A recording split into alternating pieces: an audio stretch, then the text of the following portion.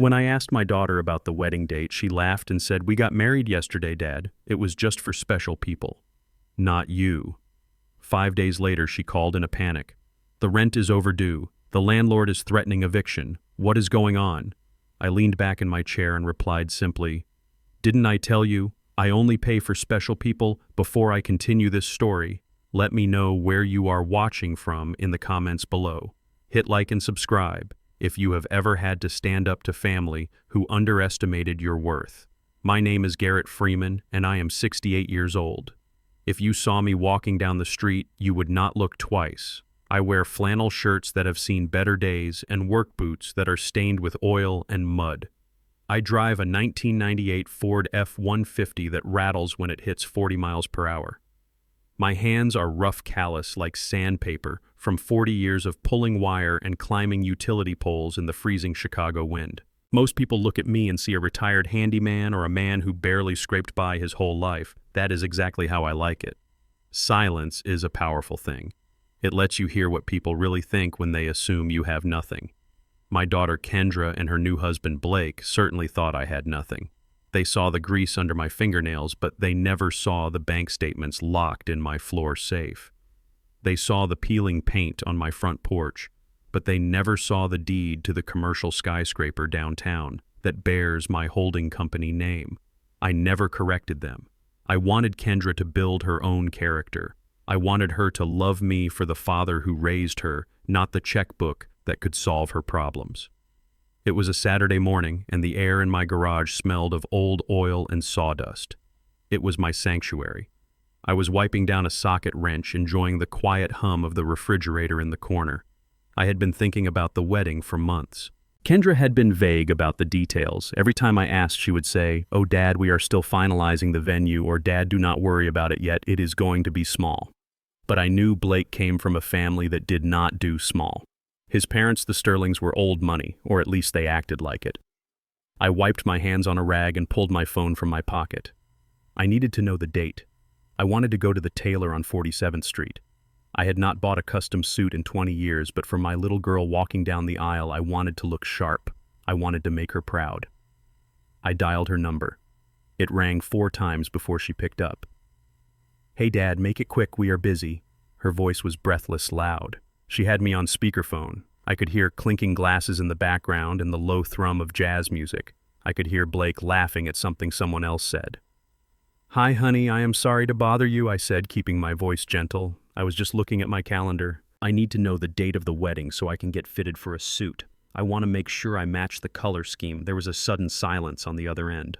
The background noise seemed to drop away, or maybe someone turned the volume down. Then came a sound that hit me harder than any physical blow ever could. It was a giggle.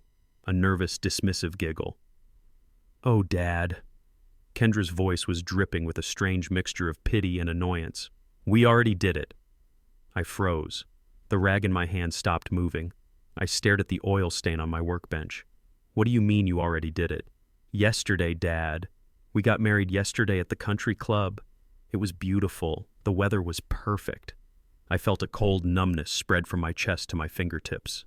Yesterday, my only child, the girl I had braided hair for, the girl I had taught to ride a bike, the girl who cried on my shoulder when she didn't get into her first choice of college. She got married yesterday, and I was standing in my garage wiping tools. Why, I whispered, "Why didn't you tell me?" Blake's voice cut in booming through the speakerphone. He sounded arrogant, smooth, and slightly drunk. "Look, Garrett, don't make this a thing. My parents paid for the venue, so they handled the guest list. It was a very exclusive event, very high society. Honestly, we just didn't think you would fit in." Fit in.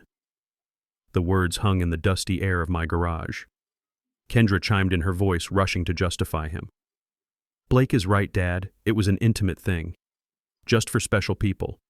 You know, influential people, investors, friends of the Sterlings. We didn't want you to feel uncomfortable. You know how you get around fancy crowds. You would have just stood in the corner in your old clothes. It would have been embarrassing for everyone. Special people." I looked down at the workbench. Resting there right next to my toolbox was a cream-colored envelope. Inside was a cashier's check I had drawn up the day before, $50,000. It was my wedding gift to them.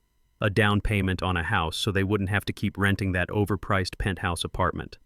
I had worked overtime shifts in blizzards for that money. I had climbed poles when the ice was an inch thick and the wind was howling like a banshee just to put that money aside for this day. Embarrassing, I repeated slowly.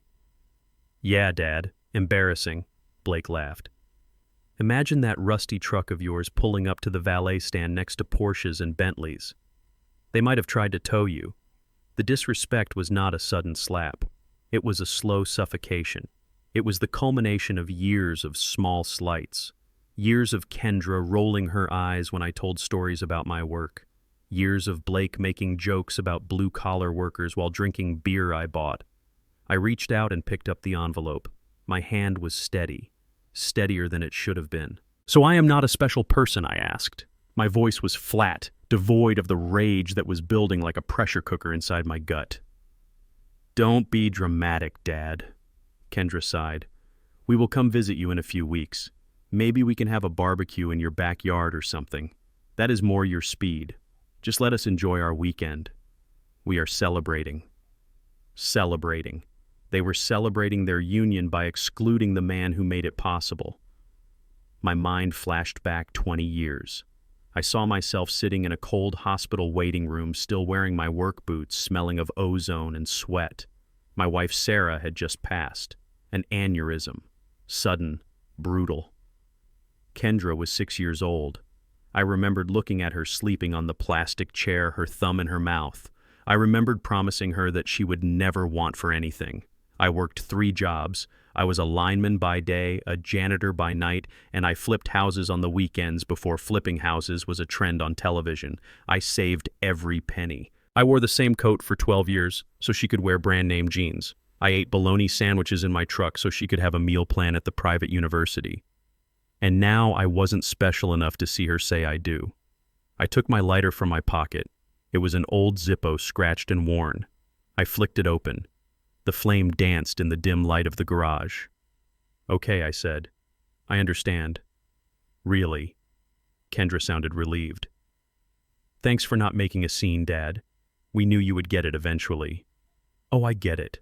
I get it perfectly. I held the corner of the envelope to the flame. The thick, expensive paper caught fire instantly. The fire curled upward, turning the cashier's check into black ash. $50,000. Gone in seconds. I watched the numbers disappear. The ink bubbled and vanished. I felt a strange sense of release. It wasn't anger anymore. It was clarity. One more thing, Dad, Kendra said.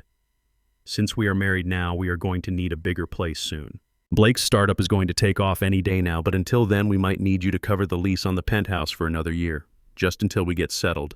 I dropped the burning remains of the check onto the concrete floor and crushed the embers with the heel of my boot. You want me to pay the rent? Well, yeah. You have been paying it for 3 years, Dad. It is not a big deal. Consider it your wedding contribution since you didn't have to buy a suit or a gift. I closed my eyes and took a deep breath, inhaling the scent of gasoline and old wood. Sure, Kendra, I said.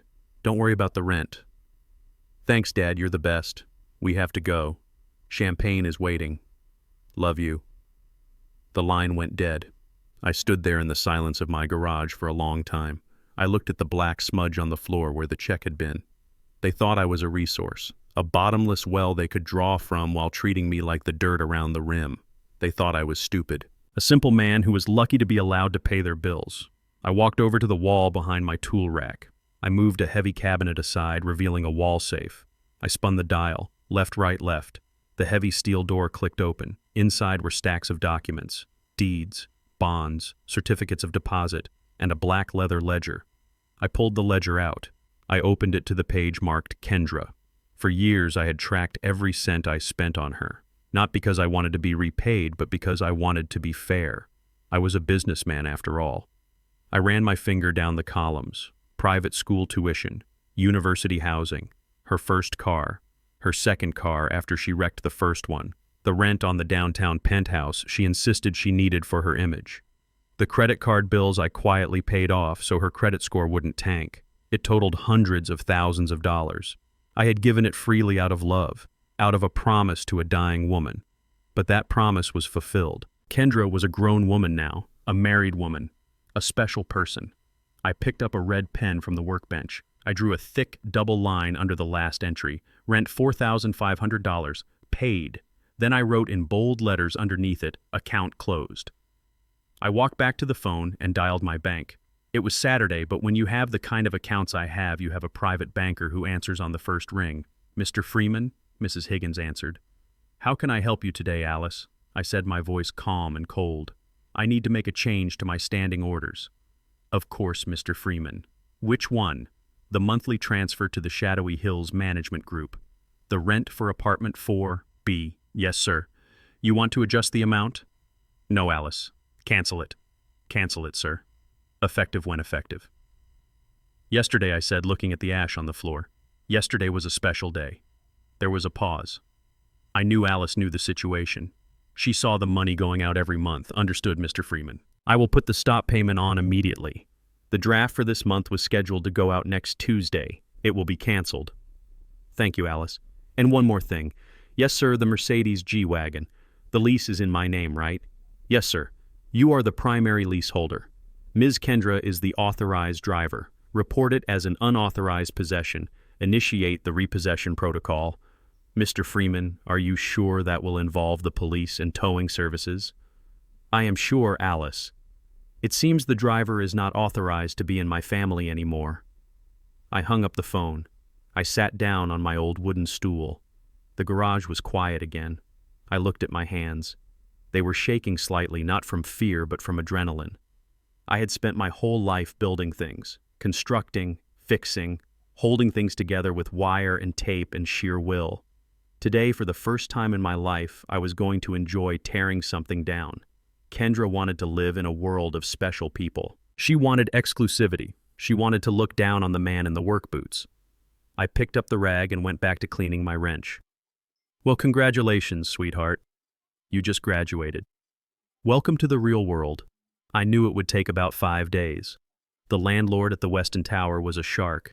I knew him. In fact, I had played golf with him twice last year, though he knew me as Mr. G, not Kendra's father. He didn't tolerate late payments. I waited. I went about my routine. I fixed the gutter on the back porch. I watched the football game on Sunday. I ate my dinner in peace. Wednesday came. Then Thursday. On Friday morning, exactly 5 days after the wedding call, my phone rang. It was Kendra. I let it ring 3 times before answering. I put it on speakerphone and set it on the workbench, just like I had done before. Hello, I said. Dad, Kendra's voice was high-pitched, bordering on hysterical. There was no background music this time, no laughter, just the sound of panic. Dad, what is going on? The landlord just called. He said the rent check bounced. He said he hasn't received the transfer. He posted a notice on our door. Dad, a bright orange notice, the neighbors can see it. I picked up a screwdriver and examined the tip. Oh, that is strange, I said. Strange. It is a disaster. Blake is freaking out. He has a meeting here in an hour with an investor. We can't have an eviction notice on the door. You have to fix this. Call the bank. Transfer the money right now. I leaned in close to the phone. I can't do that, Kendra. What do you mean you can't? Did you lose your job? Did something happen? No, I said. I didn't lose anything. I actually gained something. I gained clarity. Dad, what are you talking about? Just send the money. I smiled. It was a cold, hard smile. I told you, Kendra. I canceled the payment. You what? Why? Because of what you said on Saturday. What did I say? Dad, stop playing games. You said the wedding was for special people. You said I wouldn't fit in. You were right. I don't fit in with people who live in penthouses they can't afford. I don't fit in with people who mock the hands that feed them. Dad, please, you are overreacting. It was just a wedding. And this is just rent, I said. You are a special person now, Kendra. You have a rich husband with a startup. You have the Sterlings. Surely special people can pay their own rent. Dad, stop it. Blake doesn't have the money yet. The investors are still. That sounds like a special person problem, I interrupted. Dad, please. Didn't I tell you? Tell me what, she screamed. I only pay for special people. And sweetheart, you just became very ordinary. I hung up the phone. Then I blocked the number. I stood up and walked out of the garage into the bright morning sunlight. Ideally, I would have felt sad. A father should feel sad when he cuts off his child. But I didn't feel sad. I felt like I had finally put down a heavy load I had been carrying up a hill for 20 years. But I knew this wasn't over. I knew Blake. I knew his pride. And I knew they wouldn't just accept this. They would come for me. They would come to my house with their expensive car and their arrogance, and they would try to bully the old handyman. Let them come. I looked at the driveway. I looked at the property line. I walked back into the house and made a pot of coffee. It was going to be an interesting afternoon. The silence in my house over the next 5 days was heavy, but it was not empty. It was the kind of silence that fills a room before a thunderstorm breaks. I went about my daily routine with a mechanical precision. I woke up at 5 in the morning just like I had for 40 years. I brewed my coffee black and strong. I sat on my porch and watched the sun rise over the neighborhood of modest single-story homes where I had lived my entire adult life. But inside I was counting down. I knew the rhythm of my daughter's life better than she knew it herself. I knew that on the first of the month she ignored her bills. On the second she went shopping to make herself feel better about the bills she had ignored. On the third she complained to Blake about money. And on the fifth she called me. The 5th of the month was rent day for the penthouse at the Weston Tower. I had set up the automatic transfer 3 years ago. It was the day she moved in with Blake. I remember standing in the lobby of that building looking at the marble floors and the doorman in the gold-braided uniform. I remembered thinking that the rent for that one apartment was more than my father had made in an entire year of sharecropping. I remembered signing the guarantee papers, while Blake stood by the window complaining about the view of the city not being panoramic enough. I had paid that rent every single month for 36 months. $162,000, enough to buy a house in my neighborhood cash, enough to put a child through medical school. And I had done it because I wanted her to be safe. Because I wanted her to have the start in life I never had. But safety is one thing. Disrespect is another. Wednesday passed. Then Thursday. I checked my online banking app on my phone. The balance in my checking account sat there unchanged. The automatic transfer labeled Kendra Rent Support had a red line through it. Status canceled. It looked beautiful. Friday morning arrived. The 5th. I was in the kitchen frying bacon in my cast iron skillet. The smell of the grease was comforting. It was honest. It smelled like home. At 9 in the morning exactly, my phone buzzed on the counter. The screen lit up with her face. It was a photo from her college graduation, the one where she was actually smiling at me. I looked at it and felt a pang of old grief, but I swallowed it down with a sip of hot coffee. I wiped my hands on a paper towel and tapped the speaker button. Dad. There was no hello, no how are you, no apology for the wedding snub. Her voice was sharp, tight, and edged with a panic she was trying to disguise as annoyance. "Good morning, Kendra," I said calmly, flipping a strip of bacon. "Dad, did you change banks or something?" I leaned against the counter, crossing my ankles. "No, honey, same bank I have had since 1980. Why do you ask?" "Because the landlord just called us Dad. He called Blake's personal cell phone while he was in a meeting. It was humiliating. He said the rent transfer did not go through. He said it was rejected." I took a bite of toast. The crunch was loud in the quiet kitchen. "Is that so?" I said. "That is unfortunate." "Unfortunate, Dad, it is a disaster. It is the 5th. If it is not paid by noon, we get hit with a late fee. A 10% late fee, Dad. That is $450. You need to call your bank right now. It must be a glitch or a fraud alert or something. Fix it fast, please." Blake is freaking out. She was commanding me. She was ordering me to fix a problem she had created in a life she could not afford. She sounded exactly like the people I used to work for, the ones who would snap their fingers at me when the power went out during a storm, expecting me to climb a pole in freezing rain just so they could watch television. "It is not a glitch, Kendra," I said. My voice was steady, level, and cold. "What do you mean?" "I mean there is no error with the bank. The transfer did not go through because I stopped it." The silence on the other end was absolute. It lasted for 5 seconds. I could hear her breathing. I could hear the gears in her mind trying to turn, trying to process a reality she had never encountered before. A reality where the bank of Dad was closed. "You stopped it," she whispered. "That is right." "But Dad, why? You know we cannot cover that right now. All our cash is tied up in the wedding and Blake's business. You promised. You said you would help us until we got settled." "I did promise," I said. "But promises are based on mutual respect, Kendra. They are a two-way street. You broke the contract." "What contract? What are you talking about? I am your daughter. You were my daughter when you planned a wedding for 6 months and didn't tell me," I said. You were my daughter when you booked a venue at a country club where I have fixed the wiring but was never allowed to eat. You were my daughter when you told me on the phone 5 days ago that I wasn't special enough to witness your marriage. Dad, oh my God, are you still on that? She groaned. Her voice shifted from panic to anger. You are being so petty. This is about your ego, isn't it? Because we didn't invite you to a party, you are going to make us homeless. That is insane, Dad. That is narcissistic. Narcissistic. The word hung in the air. I looked around my kitchen. My laminate countertops from the 90s. My linoleum floor. My second-hand refrigerator. I thought about the $4,500 a month I sent to a building where the lobby smelled like expensive perfume and old money. I am not the one living in a penthouse I cannot afford. Kendra, I said, I am not the one who needs to pretend to be rich to impress people who do not care about me. Dad, stop lecturing me, she snapped. Just pay the rent. We can talk about your feelings later. Right now, I have a crisis. No, I said. You have a bill. There is a difference. Dad, I am warning you.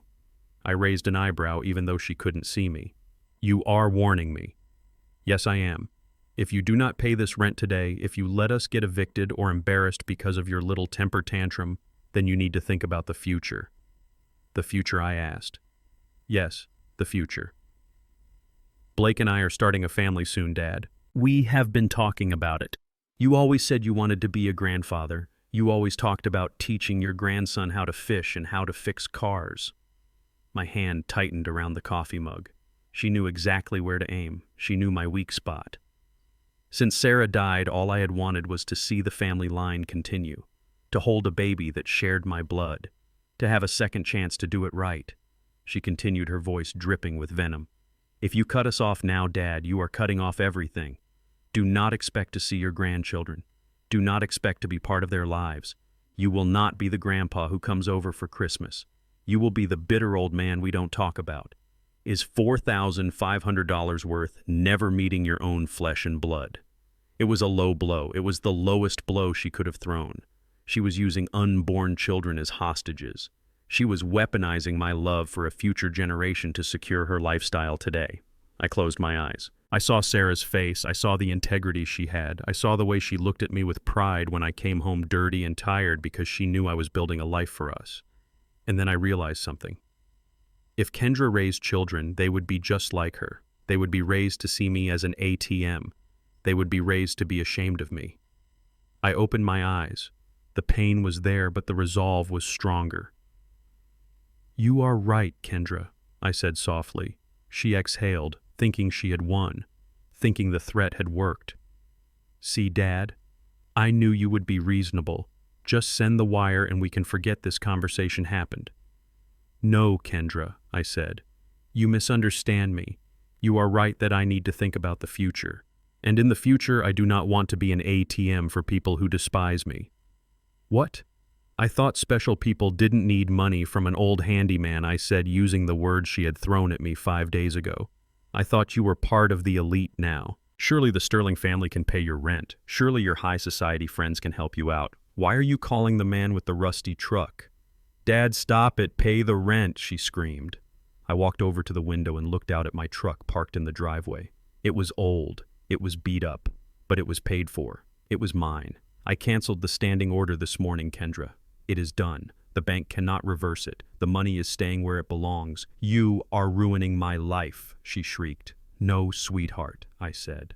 I am letting you own your life. You wanted to be a grown-up. You wanted to be independent and special. This is what it feels like. It feels like bills. It feels like responsibility. I hate you, she hissed. I hate you so much. I know, I said, and that is exactly why I am not paying. I hung up the phone.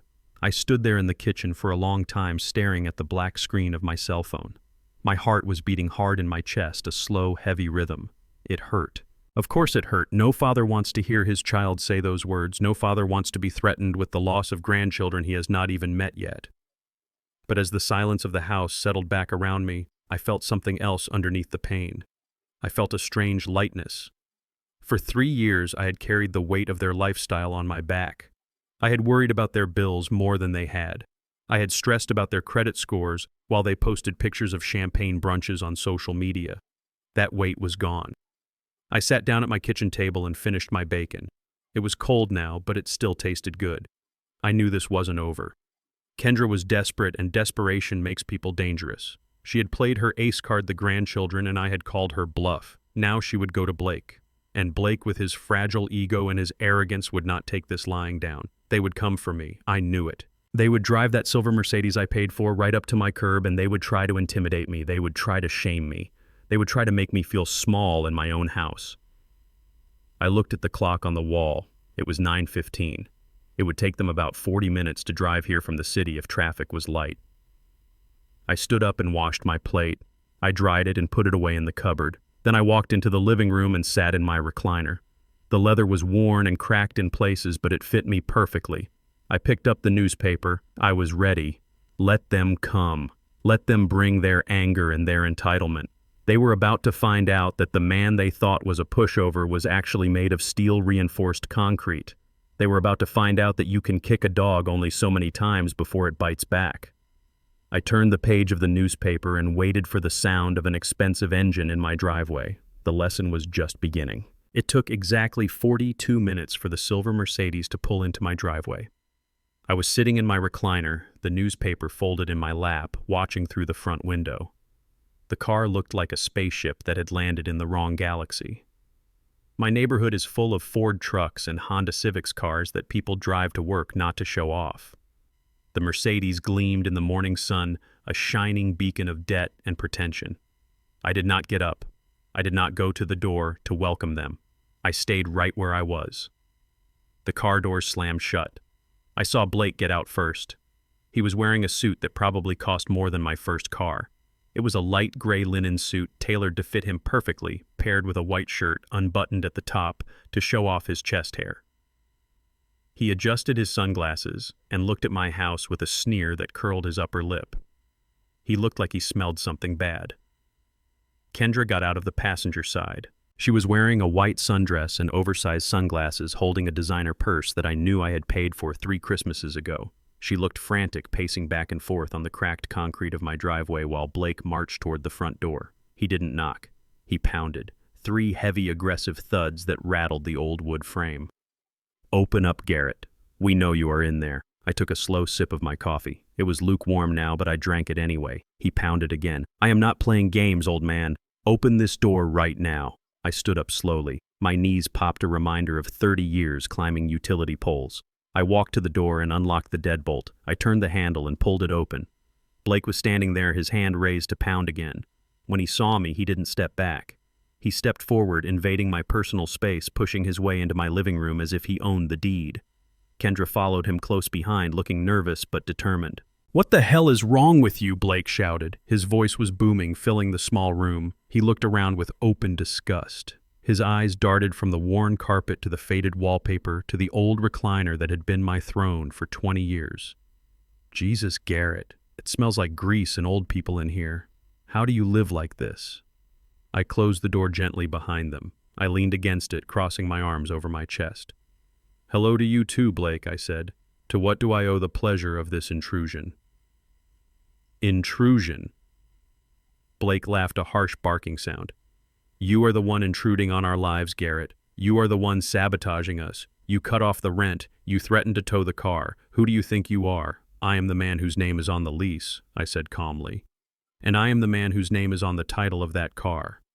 That makes me the owner. And you, the passenger." Blake reached into his jacket pocket and pulled out a sheaf of papers. He threw them onto my small coffee table. They scattered across the surface, sliding over my coasters and remote control. "These are bills, Garrett bills. We have the rent, we have the car insurance, we have the credit card statement for the honeymoon. You are responsible for these."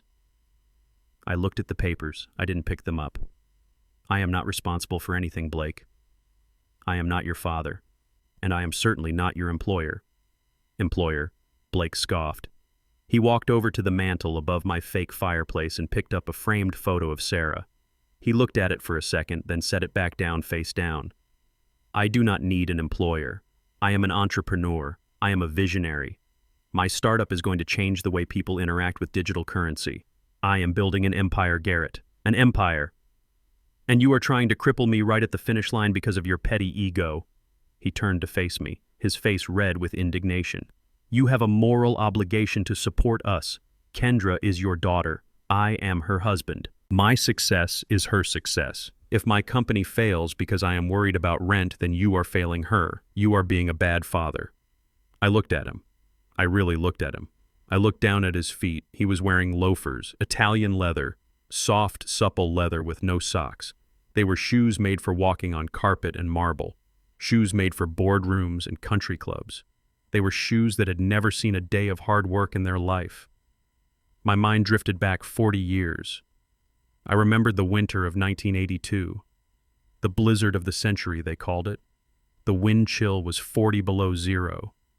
I was wearing a pair of steel-toed boots I had bought at a surplus store. The leather was stiff and the soles were thin. I had stuffed them with newspaper to try to keep my toes from freezing. I remembered climbing a 40-foot pole, the ice cutting into my face, my hands so numb I couldn't feel the pliers. I remembered thinking that if I fell, I would die and my wife and baby girl would be alone. I stayed on that pole for 6 hours fixing the line so the rich folks in the big houses on the hill could have their heat and their lights. When I came down, my boots were frozen solid. I had to cut the laces to get them off. My feet were blue. And here was this boy standing in my living room in shoes that cost more than I made that entire winter, telling me about his empire, telling me about my obligations. He had never known what it meant to be cold. He had never known what it meant to be hungry so your child could eat. He thought building an empire meant convincing people to give you money for an app that didn't exist yet. Garrett, are you listening to me? Blake shouted, snapping his fingers in front of my face. I blinked, coming back to the present.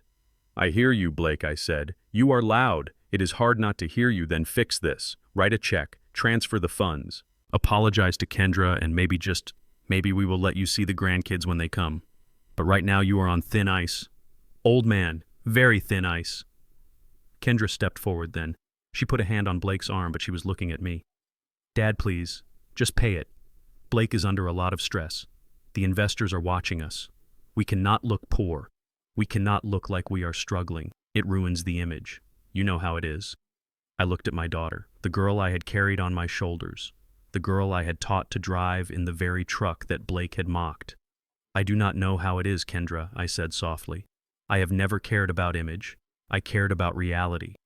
And the reality is, you are broke. How dare you? Blake stepped closer, his face inches from mine. You do not talk to her like that. You do not talk to us like that. You are a nobody, Garrett. A handyman, a grease monkey. You fixed wires for a living. I am creating the future. You should be honored to support us. You should be thanking me for elevating your daughter to a station you could never reach. He poked me in the chest, a hard jab with his index finger. Now get your checkbook, and do it fast. We have a lunch reservation at 1. Something inside me clicked. It was the sound of a breaker tripping, the sound of a fuse blowing to protect the system. I didn't yell. I didn't shove him back. I simply turned around and walked to the corner of the room behind the recliner. Where are you going? Blake yelled. The checkbook is in the kitchen, isn't it? I reached behind the chair and wrapped my hand around the handle of my old Louisville Slugger. It was ash wood, solid and heavy. I had kept it there for 20 years, ever since a break-in down the street. I had never used it. I lifted it. The weight felt good, familiar, like a tool. I turned back around. Blake's eyes went wide. He took a step back, his hands coming up in front of him. Kendra gasped, her hands flying to her mouth. Whoa, whoa! What are you doing? Blake stammered, his voice suddenly losing its boom. Are you crazy? I walked toward them slowly.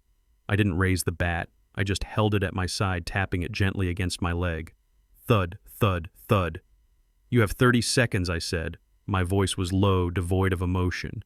30 seconds for what Kendra shrieked. Dad, put that down. You are scaring me. You have 30 seconds to get off my property, I said. 30 seconds to get your Italian loafers and your designer purse and your entitlement out of my house. You cannot threaten me, Blake shouted, though he was backing toward the door now. I will sue you. I will call the police. Go ahead, I said, taking another step. Call them. Tell them you broke into a man's house and demanded money. Tell them you assaulted a senior citizen in his own living room. See who they arrest. I am not leaving until I get my money, Blake yelled, but his back was against the door now. 20 seconds, I said. Dad, stop. Kendra was crying now, real tears of fear. This is insane.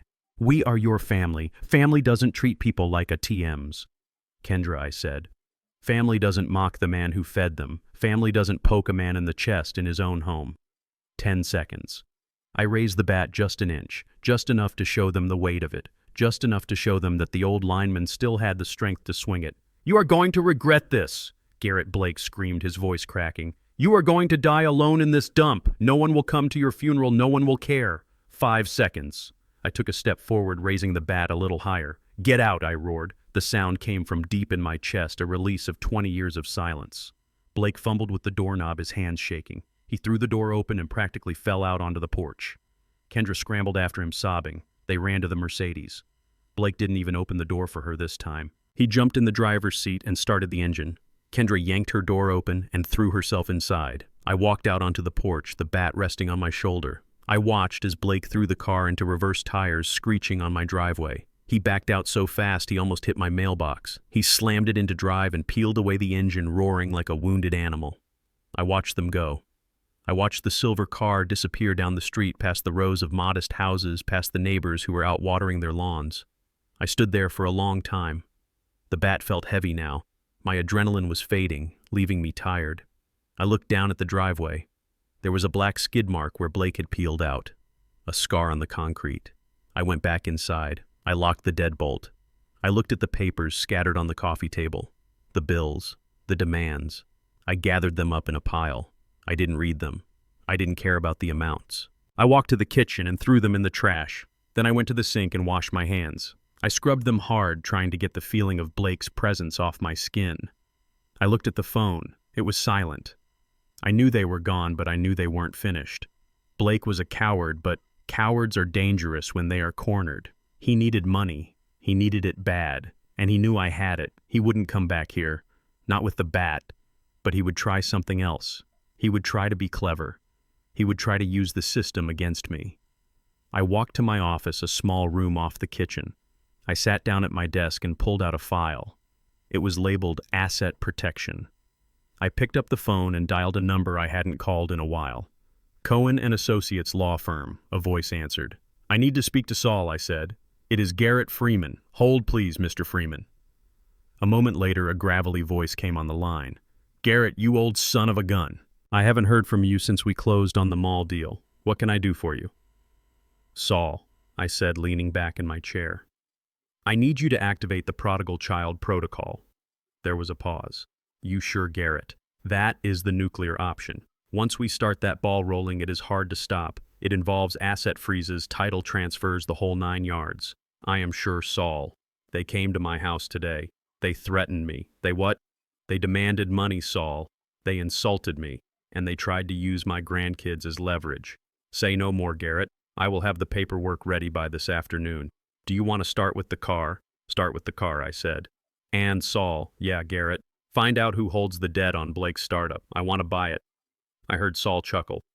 It was a dry, dusty sound. You are a cold man, Garrett. I am a businessman, Saul, and I just found a distressed asset I want to liquidate. I hung up the phone. I looked out the window at the empty driveway. The sun was high in the sky now. It was a beautiful day. I wasn't a special person. I wasn't elite. But I was about to teach the elites a lesson they would never forget. The lesson of what happens when you wake a sleeping giant. I stood up and went to the garage. I had work to do. I had a truck to fix and an empire to dismantle. The silver Mercedes tore down the asphalt of Interstate 90, weaving in and out of the Saturday morning traffic. Inside the cabin, the air was thick enough to choke on. The smell of expensive leather, usually a source of pride for Blake, now felt suffocating.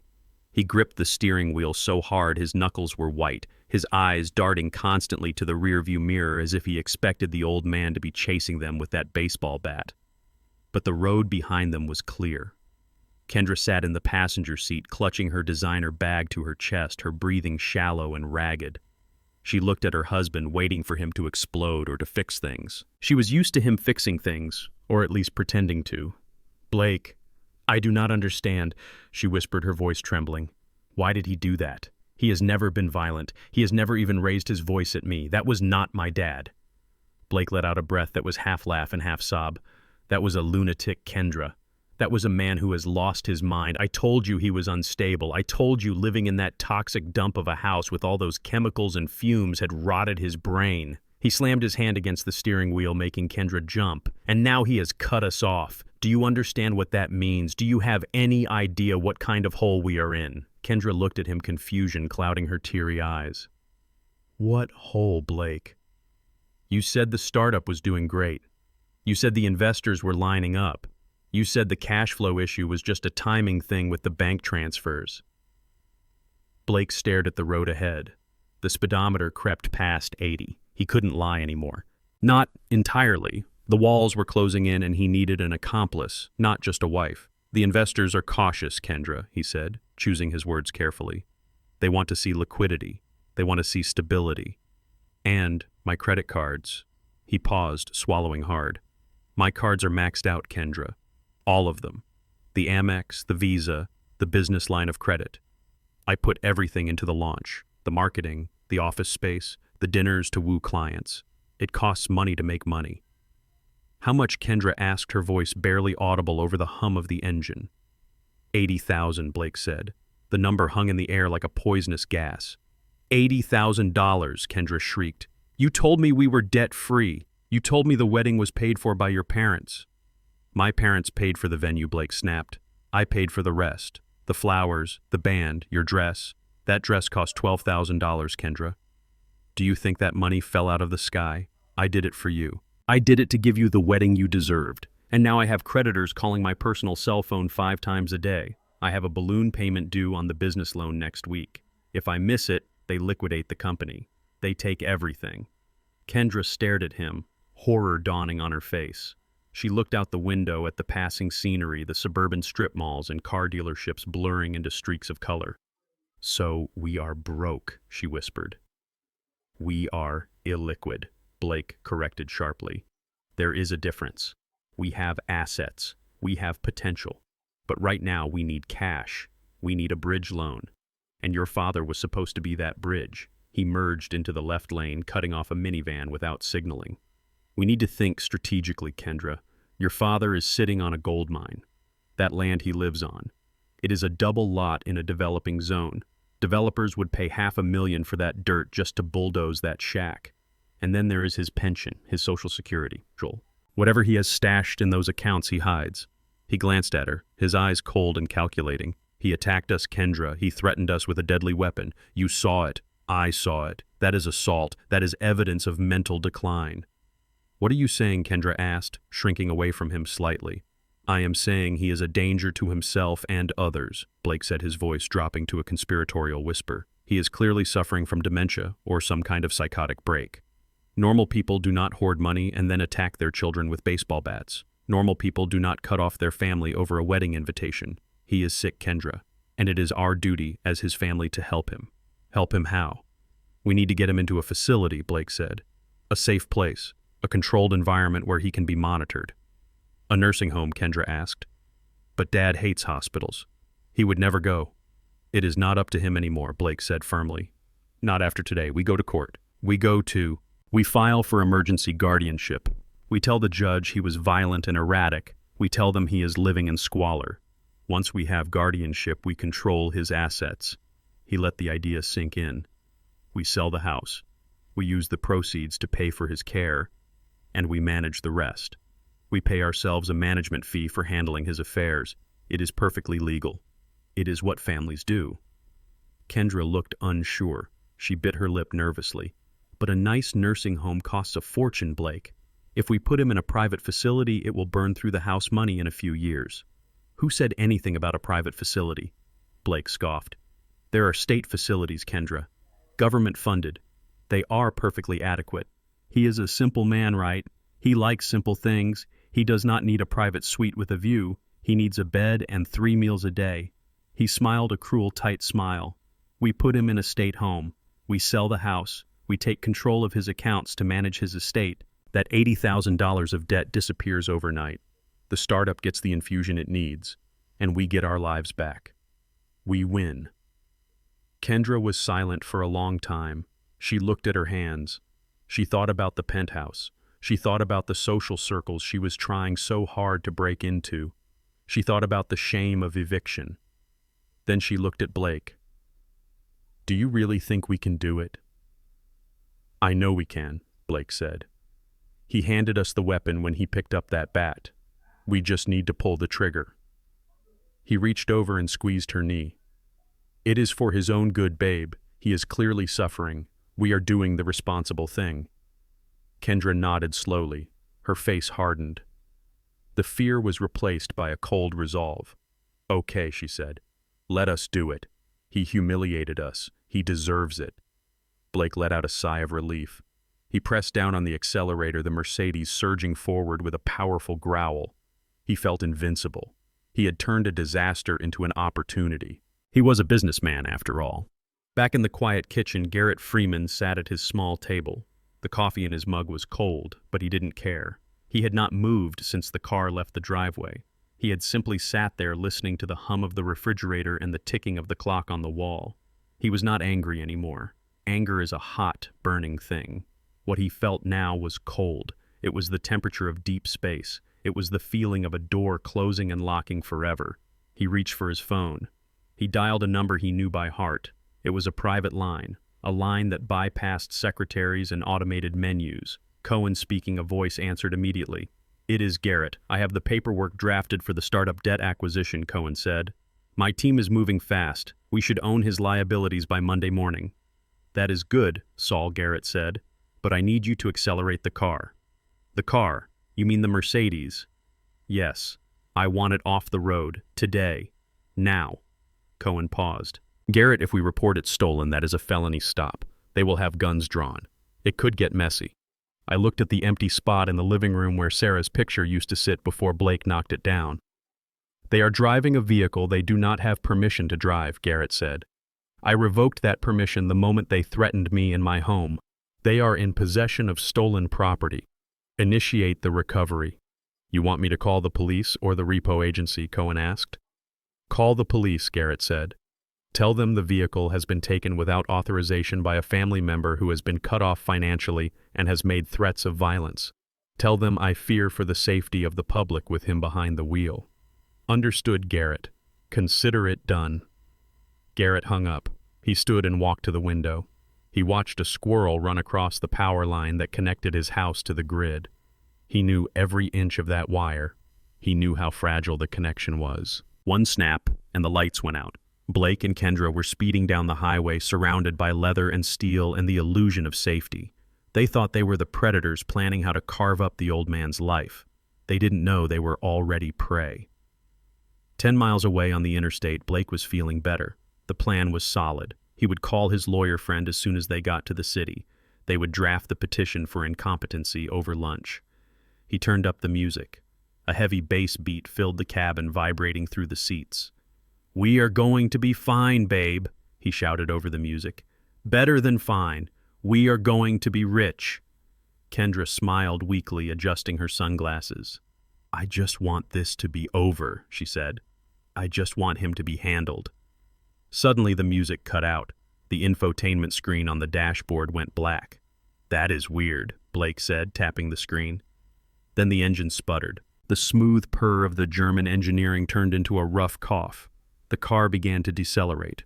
"What is happening?" Kendra asked, panic rising in her voice again. "I do not know," Blake said, pressing the gas pedal. Nothing happened. The car was losing power. "It is entering limp mode." Blue and red lights exploded in the rearview mirror. Not one police car. 3 of them. "Oh God," Blake said. "Is it a speed trap? I wasn't going that fast." He steered the dying car onto the shoulder.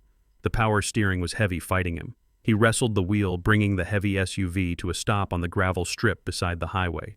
The police cars pulled in behind them. They didn't park normally. They fanned out, blocking the lane, creating a barrier. "Stay in the car," Blake hissed. "Let me handle this. I will tell them we are having mechanical trouble." He reached for the door handle. Before he could open it, a voice boomed over a loudspeaker. "Driver of the silver Mercedes, turn off the vehicle. Place your keys on the dashboard. Put your hands out the window. Do it now." Blake froze. "What the hell?" he whispered. "Do it now!" the voice roared. Blake's hands were shaking so bad he dropped the keys twice before he managed to put them on the dash. He rolled down the window and stuck his hands out into the cold air. Passenger, put your hands on the dashboard where we can see them. Kendra was sobbing now. Her hands were trembling as she pressed them against the leather dash. Dad did this, she wailed. I know he did. Blake watched in the side mirror as two officers approached the car. Their hands were resting on their holsters. They looked serious. They looked like they were approaching a crime scene, not a breakdown. One officer came to Blake's window. He was a large man with mirrored sunglasses. Step out of the vehicle, sir. Slowly. Blake opened the door and stepped out. His legs felt like jelly. Officer, there is a misunderstanding, Blake stammered. This is my father-in-law's car. I am authorized to drive it. Turn around, face the vehicle, hands behind your back. Blake felt the cold steel of handcuffs click onto his wrists. The metal bit into his skin. You are under arrest for grand theft auto and unauthorized use of a motor vehicle, the officer said, reciting the words with practiced indifference. The owner reported this vehicle stolen 30 minutes ago. Stolen. Blake screamed as he was shoved against the hot metal of the car door. I didn't steal it. I pay the lease. Well, he pays the lease, but it is my car. Not anymore, sir, the officer said. He looked over at Kendra, who was being pulled out of the passenger side by a female officer. She was screaming, kicking her heels, dragging in the gravel. My dad is Garrett Freeman, she yelled. Call him. He will tell you this is a mistake. The officer looked at Blake with a look of pure pity mixed with disgust. Mr. Freeman is the one who called it in, son. He said you threatened him and took the vehicle by force. Blake watched as a tow truck backed up toward the Mercedes. It was a flatbed. The driver hopped out wearing coveralls that looked exactly like the ones Garrett wore. He started hooking chains to the undercarriage. Blake looked at his Italian loafers now covered in roadside dust and grime. He looked at Kendra, who was being led into the back of a squad car. Her designer dress twisted her face a mask of running mascara. He realized then that the old man hadn't just cut them off. He had declared war. And for the first time in his life, Blake Sterling was terrified. The officer grabbed Blake's arm and marched him toward the patrol car. As he was pushed into the back seat, the smell of stale sweat and plastic hitting his nose, he saw the tow truck lift the Mercedes into the air. It looked like a trophy being hoisted. We are going to sue him, Blake muttered to himself, rocking back and forth. We are going to destroy him. But deep down in the pit of his stomach, a cold, heavy stone was forming. He knew the truth. They had poked the bear, and the bear had just taken its first bite. The sun had barely risen over the rooftops of my neighborhood when I felt the shift in the air. It was a Monday, but it felt like the calm before a hurricane. I sat in my kitchen drinking coffee from a mug that was chipped on the rim. I listened to the house settle. I listened to the refrigerator hum. I knew they were coming back. Rats do not give up when they smell cheese. They just look for a different hole in the wall. I had spent the weekend preparing. I was not a man who relied on hope. I relied on copper wiring and circuit breakers and surveillance. I had installed the new system on Sunday afternoon. It was a 4K resolution camera no bigger than a pinhead hidden inside the faceplate of the electrical outlet above the kitchen counter. It looked exactly like a screw. It was pointed directly at the medicine cabinet where I kept my heart medication. I knew Blake. I knew how his mind worked. He was a cornered animal now. He had lost the car. He was about to lose the company. He needed a win. And the only way he could win was if I lost everything. At 10 in the morning, a generic sedan pulled up to the curb. It was not the Mercedes. That was sitting in an impound lot somewhere gathering dust. This was a rental. Blake and Kendra got out. They were dressed conservatively. Blake wore a sweater instead of a suit. Kendra wore a modest dress and flat shoes. They looked like concerned children coming to check on their aging father. But it was the third person who caught my eye. A woman stepped out of the back seat. She was wearing a beige trench coat and carrying a thick leather binder. She had the tired, suspicious eyes of someone who has heard every lie in the book. She was a social worker. I knew it instantly. They were playing the competency card. I unlocked the front door and sat back down at the kitchen table. I put my reading glasses on the table. I placed my iPad face down next to them. I waited. The knock was gentle this time, respectful. It was a performance. Come in, I called out, my voice deliberately sounding a little raspy, a little weak. The door opened. Kendra walked in first, her face a mask of worry. Dad, we brought someone to see you. Blake followed her, looking solemn. He didn't look at me. He looked at the floor. The woman in the trench coat stepped inside and closed the door. She looked around the living room, noting the old furniture, the dust motes dancing in the light, the general lack of modern amenities. "Mr. Freeman," she said, "my name is Mrs. Gable. I am with Adult Protective Services. Your daughter and son-in-law have filed a report expressing deep concern for your well-being." I looked at her. I looked at Kendra. Concern. I said, "Is that what we are calling it today?" "Dad, please," Kendra said, her voice trembling with fake emotion. "We are just worried. You have been acting so erratic. The violence with the baseball bat, the confusion about the wedding. We just want to make sure you are okay." Mrs. Gable stepped forward. "Mr. Freeman, the report states that you threatened family members with a weapon and that you have been neglecting your financial obligations due to confusion. It also mentions that you may be forgetting to take vital medication." I leaned back in my chair. "I see," I said. "And you are here to evaluate me." "I am here to have a conversation," Mrs. Gable said, taking a seat opposite me.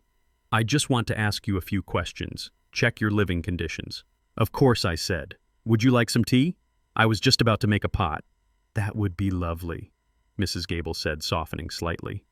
I stood up slowly, exaggerating the stiffness in my knees. I shuffled toward the stove. "Kendra, honey," I said, "could you help me with the cups? My hands are shaking a bit today." Kendra jumped up, eager to play the helpful daughter.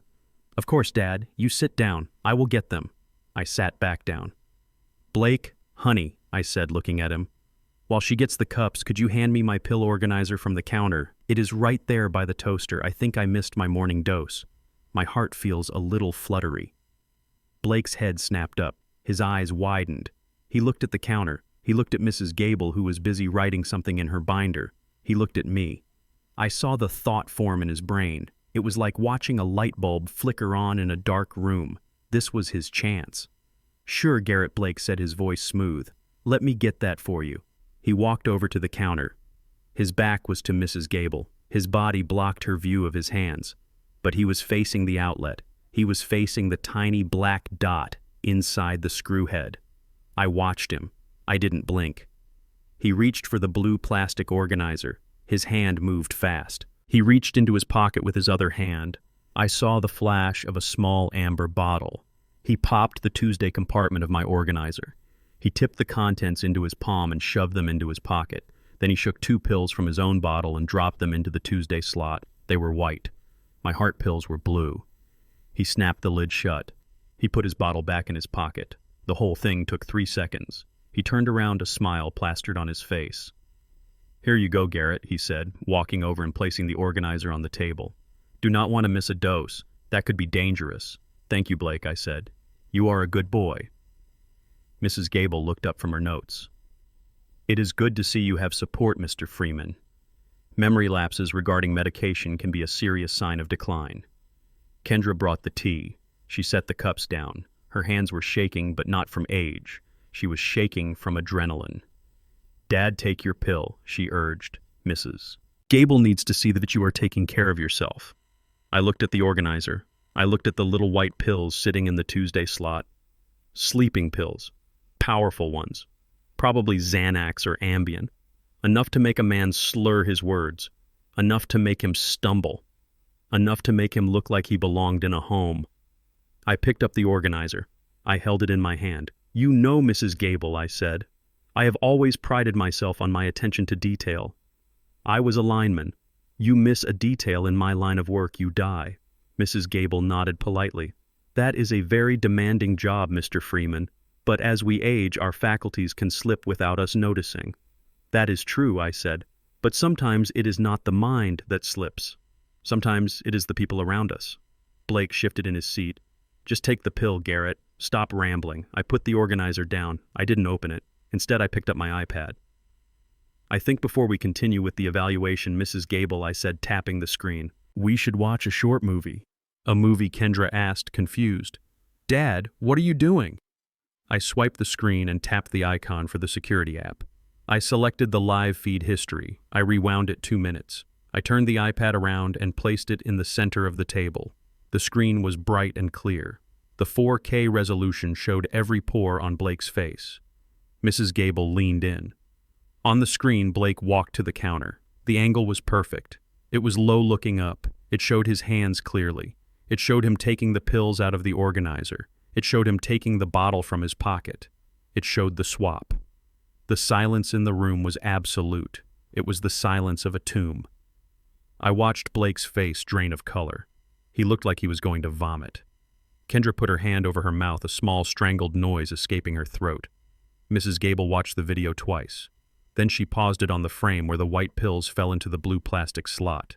She looked up. Her eyes were no longer tired. They were hard as flint. She looked at Blake. "Mr. Sterling," she said, her voice icy, "what exactly did you just put in Mr. Freeman's medication container?" Blake stammered, I don't, that is not what it looks like. I was just organizing them." He gets confused. "I was helping." Mrs. Gable stood up. She picked up the organizer from the table. She popped the Tuesday slot open. She tipped the white pills into her hand. "Mr. Freeman, what color are your heart pills usually?" "Blue, ma'am," I said. "Small blue ovals." She looked at the round white tablets in her palm. "These look like sedatives," she said. She turned to Blake.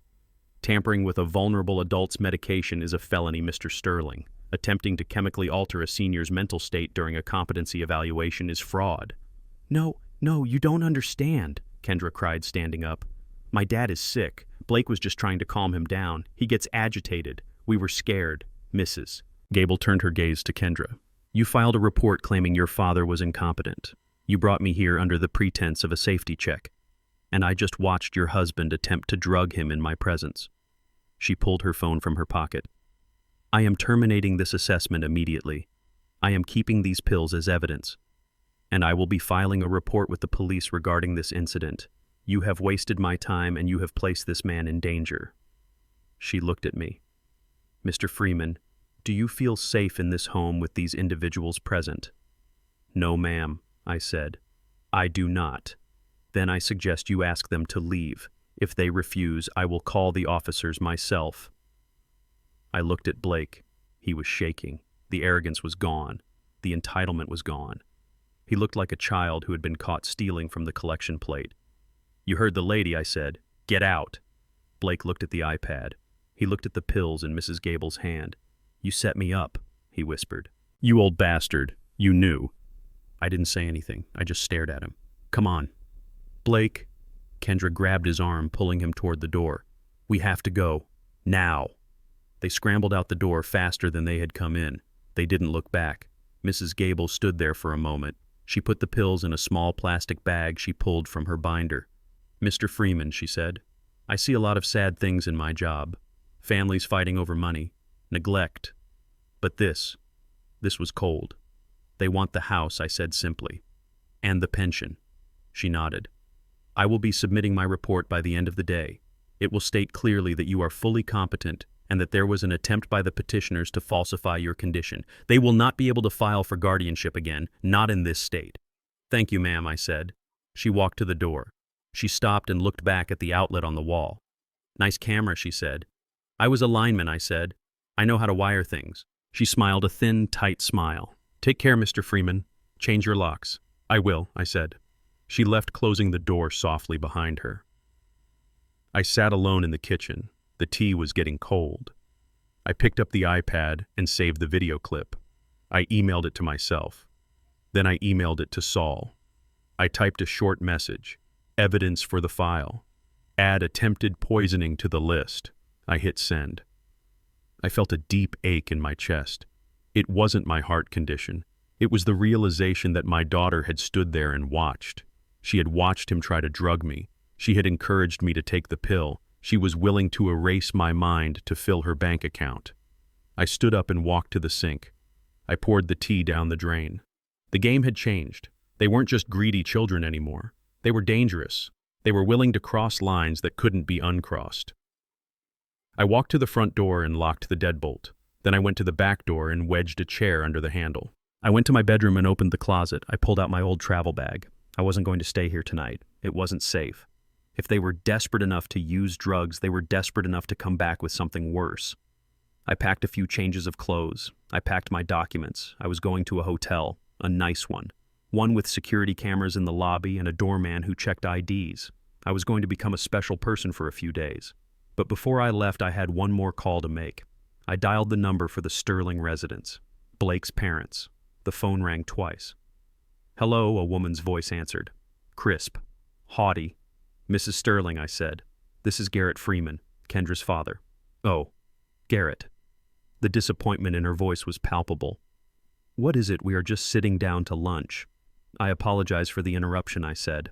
"I just wanted to let you know that your son and my daughter just left my house. There was an incident involving adult protective services and some sedative pills." "What are you talking about?" she snapped. "I am sending you a video file," I said. "It is quite illuminating. I thought you should see it before the police contact you." "The police. Watch the video, Mrs. Sterling, and tell your husband that the building he owns on 45th Street, the one with the structural issues." "Yes. I bought the lien on it this morning. We need to discuss the renovations. They are going to be expensive." I hung up before she could answer. I picked up my bag and walked out to my truck. The war was escalating, and I was bringing in the heavy artillery. The elevator ride to the penthouse took 40 seconds. I counted every single one of them. The doors slid open to reveal the foyer of the apartment I had paid for over the last 3 years. The air smelled of expensive lilies and arrogance. I stepped out onto the marble floor. I was wearing my best flannel shirt and dark jeans. My boots were polished, but they were still work boots. I had dressed this way on purpose. I wanted them to see exactly who I was. I wanted them to see the man they were trying to rob. Kendra was waiting for me. She looked nervous. She was wearing a dress that cost more than my first truck. She fiddled with her diamond necklace. "Dad," she said, her voice tight. "Thank you for coming. Please just be polite. Blake's parents are very particular." I looked at her. "I am always polite, Kendra." She led me into the living room. The view of the city was breathtaking. The sun was setting, painting the skyline in gold and purple. It was a view worth $4,500 a month, a view that was currently unpaid for. Blake was standing by the wet bar mixing drinks. When he saw me, he stiffened. He whispered something to the older couple standing by the window. They turned. Preston and Meredith Sterling. They looked exactly like I expected. Preston was a tall man with silver hair and a tan that came from spending winters in St. Bart's. He wore a navy blazer with gold buttons. Meredith was thin and sharp with hair that didn't move and jewelry that clinked when she breathed. "So this is the famous Garrett," Preston said. His voice was loud, booming. It was the voice of a man who was used to being listened to. He walked over, but he didn't offer his hand. He just looked me up and down like he was inspecting a used car he had no intention of buying. "Blake tells us you are a handyman," Preston said. "Good for you. Honest work. The world always needs people to fix toilets." I didn't blink. "I am a retired electrical contractor," I said. "Same difference." Preston waved his hand dismissively. "Labor is labor. Come. Sit. Meredith has ordered a caterer. We are celebrating." "Celebrating what I asked." "The future," Preston said with a shark-like grin. "The future of our children." We sat at the long glass dining table. The place settings were elaborate. Crystal glasses, silverware that felt heavy in the hand. The food was brought out by servers in white coats, tiny portions of fish, vegetables I couldn't pronounce. The conversation started with Blake. He launched into a monologue about his startup. He used buzzwords like synergy and disruption. He talked about changing the paradigm. Preston nodded along, looking proud. Meredith sipped her wine and looked bored. I sat there and ate my fish. I listened. I watched. Then Preston turned his attention to me. "Blake tells me you are sitting on a nice piece of property, Garrett." I put my fork down. "I have a house, yes." Preston laughed. It was a dry, condescending sound. "A house. It is a double lot in a prime development zone." I looked it up. "Do you have any idea what that land is worth to the right buyer?" "I have an idea," I said. "Then why are you holding on to it?" Preston asked, leaning forward. "Blake says the place is a dump. No offense. But why live in squalor when you could cash out? You could give that money to Blake, let him invest it. He could turn that $500,000 into $5 million in a few years." I looked at Blake. He was staring at his plate, refusing to meet my eyes. "I am comfortable where I am," I said. "Comfortable?" Preston scoffed. "A man like you doesn't know what comfort is. You are used to scrapping. You are used to getting by. But think about your legacy, man. Think about Kendra. Do you want her to be embarrassed by you forever?" The table went silent. Kendra made a small noise in her throat. "Excuse me," I said. Preston took a sip of his wine. He swirled the red liquid in the glass. "Let us be frank, Garrett. We are all adults here. You are from a different world. You work with your hands. We work with our minds. You save pennies. We create wealth. It is just biology. Some people are meant to lead, and some are meant to serve." He gestured around the room.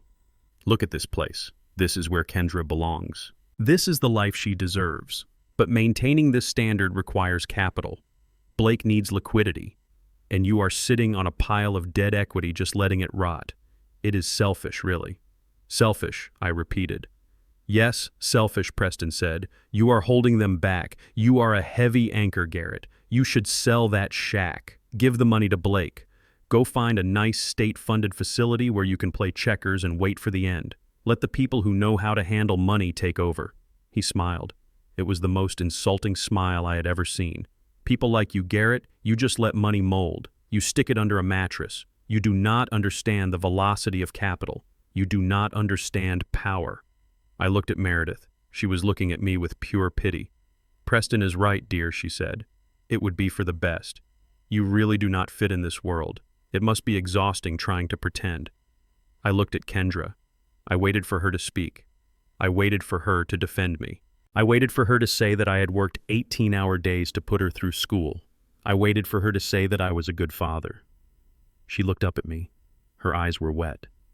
"Dad," she whispered. "Maybe they are right. Maybe it is too much house for you. Blake could really use the help." The final string snapped. It didn't make a sound. It just severed. I picked up my napkin and wiped my mouth. I placed it gently on the table. "You think I do not understand power, Preston?" I asked quietly. Preston laughed again. "I think you understand how to change a fuse, Garrett. I do not think you understand how the world works." I reached into my pocket and pulled out my phone. "Excuse me," I said. "I need to send a message." Preston rolled his eyes. Meredith sighed. Blake looked nervous. I unlocked my phone. I opened my secure messaging app. I found the contact labeled Saul Cohen. I typed a message. It was short. It was precise. "Buy the Weston Tower. The whole building. Cash offer. 20% over asking price. Close tonight." I hit send. I watched the little check mark appear. Delivered. Then it turned blue. Red. 3 seconds later, 3 dots appeared. Saul was typing. Then a single word came back. "Done." I put the phone back in my pocket. I looked at Preston. I looked at the man who thought he was a king because he had a blazer with gold buttons. "I understand how the world works perfectly, Preston," I said. I stood up. The chair scraped against the floor. "The world works on ownership, and you own nothing." "What are you talking about?" Preston demanded, his face turning red. "I own companies. I own real estate. Do you?" I asked. "Or does the bank own them?" Preston slammed his hand on the table. "How dare you, you uneducated peasant! Sit down. We are not finished." "We are finished," I said. I walked toward the door. The sound of my heavy boots on the marble was loud, echoing. "Where are you going?" Blake shouted. "You cannot just walk out." I stopped at the archway of the living room. I turned back. I looked at the 4 of them sitting around the glass table like vultures waiting for a carcass. "Thank you for dinner," I said. I looked at the walls, I looked at the ceiling, I looked at the floor. "Enjoy the apartment," I said. "Enjoy the view, enjoy the luxury." I paused, because it might be your last meal here. "What is that supposed to mean?" Kendra cried. "It means the landlord has changed," I said. I opened the front door. "And the new landlord is very particular about who he rents to." I walked out into the hallway. I didn't wait for the elevator. I took the stairs. As I descended the 40 floors, I didn't feel tired. I felt energized. I felt the blood pumping through my veins. Preston Sterling thought power was a loud voice and a gold button. He thought power was insulting a man in his own language. He was wrong. Power is silence. Power is a text message sent from a dinner table that changes the ownership of a 50-story skyscraper. Power is knowing that while they were eating their fish and drinking their wine, I had just bought the roof over their heads. I walked out of the lobby into the cool night air. I looked up at the building. It was a tower of glass and steel reaching for the stars. And now it was mine. Every brick, every window, every lease, including the lease for penthouse 4B. I walked to my truck parked around the corner. I climbed in and started the engine. It roared to life, a rough, honest sound. I pulled out into traffic. I drove toward the highway, toward my small house on the double lot. My phone buzzed. It was a notification from my bank. A transfer alert. $120 million had just moved from my holding account. I smiled. It was a lot of money, a fortune to most. But to see the look on Preston Sterling's face when the eviction notice arrived on Monday morning, that was going to be priceless. I turned on the radio. A blues song was playing. I hummed along as I drove. The Sterlings wanted a lesson in economics. They wanted to talk about the velocity of capital. Well, the capital had just moved, and it was moving straight toward them like a freight train. Monday morning was going to be a very special day for very special people. Monday morning arrived with the gray steel sky of a Chicago autumn. The air was crisp and biting, the kind of weather that makes your joints ache if you have spent too many years climbing utility poles in the wind. I parked my truck a block away from the Gilded Bean, a coffee shop in the financial district where a cup of black coffee cost $8 and the air conditioning was always set to freezing to keep the patrons awake and anxious. I checked my reflection in the rearview mirror. I was wearing my oldest coveralls, the ones with the paint stains on the knee and the fraying hem. I had a tool belt slung over my passenger seat and I put it on, fastening the heavy leather buckle around my waist. I grabbed a pair of wire cutters and stuck them in the loop. I looked like I had just crawled out of a crawl space. I looked like the Invisible Man. Inside that coffee shop, Blake Sterling was sitting at the best table by the window. I knew this because I had access to his calendar. I had access to a lot of things since Saul Cohen had started digging into his digital life. Blake had a meeting at 10 o'clock. It was a meeting with the managing partner of Helios Capital, a venture capital fund that specialized in tech startups. Blake was asking for $2 million. He called it seed money. I called it a bailout. I walked down the street, my heavy boots clumping on the pavement. People in suits stepped around me, giving me a wide berth, clutching their briefcases a little tighter.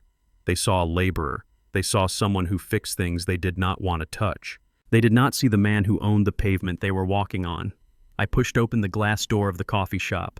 The smell of roasted beans and expensive cologne hit me instantly. The hum of conversation was low and serious. Deals were being made here. Lives were being traded on the stock market apps open on every laptop. I spotted Blake immediately. He was wearing a new suit, probably put on a credit card he had opened that morning. He was sweating. A thin sheen of perspiration coated his upper lip, and he kept wiping his palms on his napkin. He was talking fast, his hands moving in jerky, animated gestures. Sitting across from him was a man in his 50s with silver hair and a suit that cost more than Blake's car. He was listening impassively, his face unreadable. That man was Arthur Penhaligon. He was the face of Helios Capital. He was the man who decided who got the gold and who got the door. I walked straight toward their table. Blake saw me when I was about 10 feet away. His eyes went wide, popping out of his head like a cartoon character. He stopped mid-sentence. His mouth hung open. Then his shock turned to pure, unadulterated panic. He jumped up from his chair so fast he knocked over the sugar dispenser. It shattered on the floor, sending white crystals scattering across the polished tiles. "What are you doing here?" Blake hissed, rushing to intercept me before I could reach the table. He blocked my path, his chest heaving. He looked around wildly to see if anyone was watching. Everyone was watching. "Get out," he whispered furiously. "Get out right now." I looked at him calmly. I adjusted my tool belt, letting the metal tools clink together. "I am just here for a coffee, Blake," I said, my voice loud enough to carry. "You followed me, didn't you?" Blake spat. "You are stalking me. You are trying to ruin this. Do you know who that is over there? That is Arthur Penhaligon. He is about to give me $2 million. Is he?" I asked. "Yes, he is," Blake said, his voice rising in hysteria. "And I am not going to let a jealous, bitter old man ruin my chance. Look at you. You look like a bum. What do you want?" "Money. Is that it? Are you here to beg?" He dug into his pocket and pulled out a crumpled $20 bill. He shoved it at my chest. "Here, take it. Go buy yourself a sandwich and a beer and get the hell out of here." "You are embarrassing me. You are embarrassing Kendra." I looked at the $20 bill. It was pathetic. It was the gesture of a man who thought money solved everything, even when he didn't have any. "I do not want your money, Blake," I said. I pushed his hand away. "Then what do you want?" he screamed, losing all control. "Why are you haunting me? Go fix a toilet. Go change a light bulb. You do not belong here, Garrett. This is where the big boys play. This is high finance. You are just a grease monkey with a grudge. He grabbed my arm, trying to shove me toward the door. Security! He yelled, looking toward the counter. I need security over here. This man is harassing me. He is a vagrant. The barista looked up alarmed. A security guard by the door started to move toward us, his hand on his belt. But before the guard could take 3 steps, a voice cut through the noise. It was a deep, calm voice that commanded absolute silence. Mr. Sterling, unhand that man immediately. Blake froze. He turned around slowly. Arthur Penhaligon had stood up. He wasn't looking at Blake. He was looking at me. He buttoned his suit jacket with a respectful, deliberate motion. He walked around the table, ignoring the spilled sugar crunching under his expensive shoes. He walked right past Blake as if Blake didn't exist. He stopped in front of me. He bowed his head slightly, a gesture of profound respect. Chairman Freeman Arthur said, "You are early. We didn't expect you until the quarterly review next week." The silence in the coffee shop was absolute. You could hear a pin drop. You could hear the hum of the espresso machine. Blake made a noise in his throat. It sounded like a dying animal. "Chairman," he whispered. I looked at Arthur. "Hello, Arthur," I said. "I apologize for the attire. I was doing some work at one of the properties. I decided to stop by and check on the investments." "Of course," Sir Arthur said. "You are welcome any time. Please sit down." Arthur pulled out a chair. Not his chair. The chair at the head of the table. I walked past Blake. I sat down. The tool belt clunked against the wood. I put my heavy work boots up on the leg of the table. Arthur sat back down. He looked at me expectantly. "We were just reviewing a pitch from this young man," Arthur said, gesturing vaguely at Blake, who was still standing in the middle of the room, his face a mask of ash-gray shock. "He claims to have a revolutionary algorithm for cryptocurrency arbitrage. He is asking for a seed round of $2 million. I looked at the pitch deck lying on the table. It was glossy. It had colorful charts and graphs. It was full of words like synergy and paradigm shift. I reached out with my rough, calloused hand and pulled the booklet toward me. I flipped through it. "I see," I said. Blake stumbled back to the table. He gripped the back of the chair, his knuckles white. "Garrett," he wheezed. "Dad, what is going on?" "You know him." Arthur looked at Blake with ice-cold eyes. "Mr. Sterling, please address the chairman with the proper respect. Mr. Freeman owns Helios Capital. He is the majority shareholder. He provides 80% of our liquidity. Without him, this fund does not exist." Blake's knees gave out. He literally collapsed into the chair opposite me. He looked from me to Arthur, then back to me. His brain was trying to rewrite reality, and it was failing. "You," he stammered, "you are the investor, but you drive a Ford, you fix wires." I closed the pitch deck. I looked Blake in the eye. "I fix wires, Blake, because I like fixing things," I said. "I drive a Ford because it is reliable. And I own this fund because I know the difference between value and noise." I tapped the glossy booklet with my index finger. "And this," I said, "this is noise." Blake began to sweat profusely. It was pouring off him, soaking his collar. "Garrett, please," he begged, his voice dropping to a whisper. "I need this. I really need this. The debts, the car, everything. If I do not get this funding, I am finished. I will lose everything." "You have already lost everything, Blake," I said. "You just haven't signed the paperwork yet." I looked at Arthur. "What is your assessment of the proposal, Arthur?" Arthur cleared his throat. "Technically, it is thin, sir. The projections are optimistic, to say the least. The burn rate is high. The founder's salary he requested is exorbitant.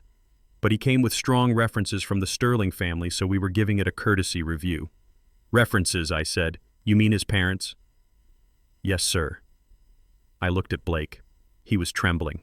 He looked small. He looked like a boy playing dress-up in his father's suit.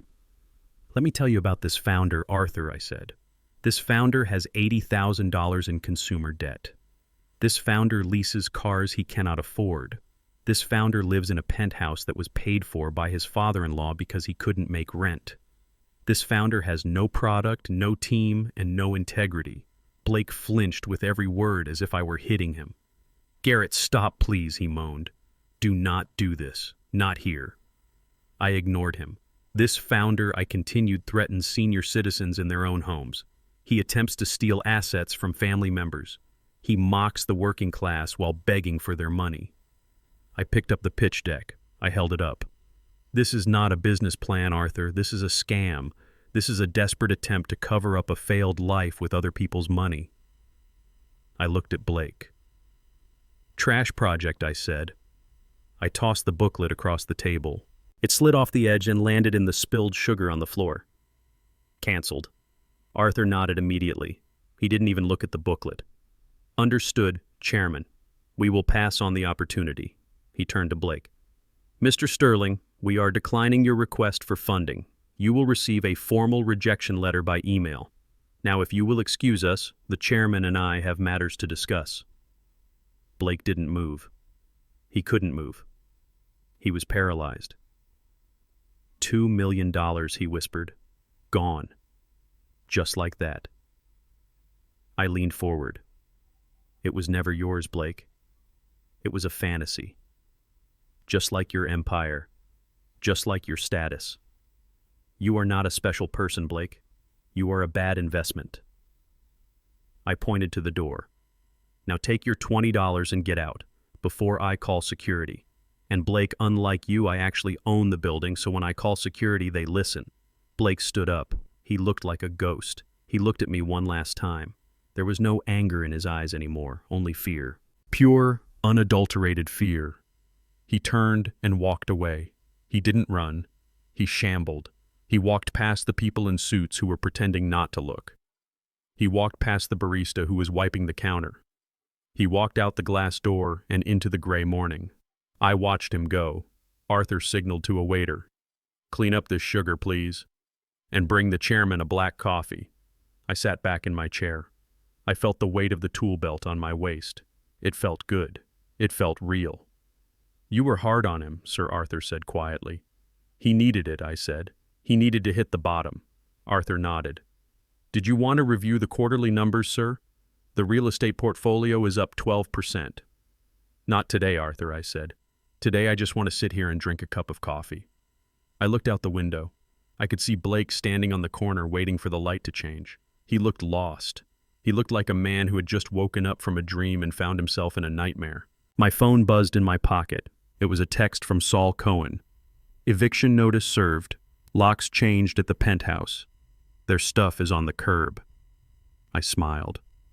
The fall was complete. The tech entrepreneur was homeless, penniless, and funding less. But the war wasn't over. Kendra was still out there. And desperation makes people do crazy things. I took a sip of the coffee. It was bitter and hot. I was ready for whatever came next. I was Garrett Freeman. I was the chairman. And I was just getting started.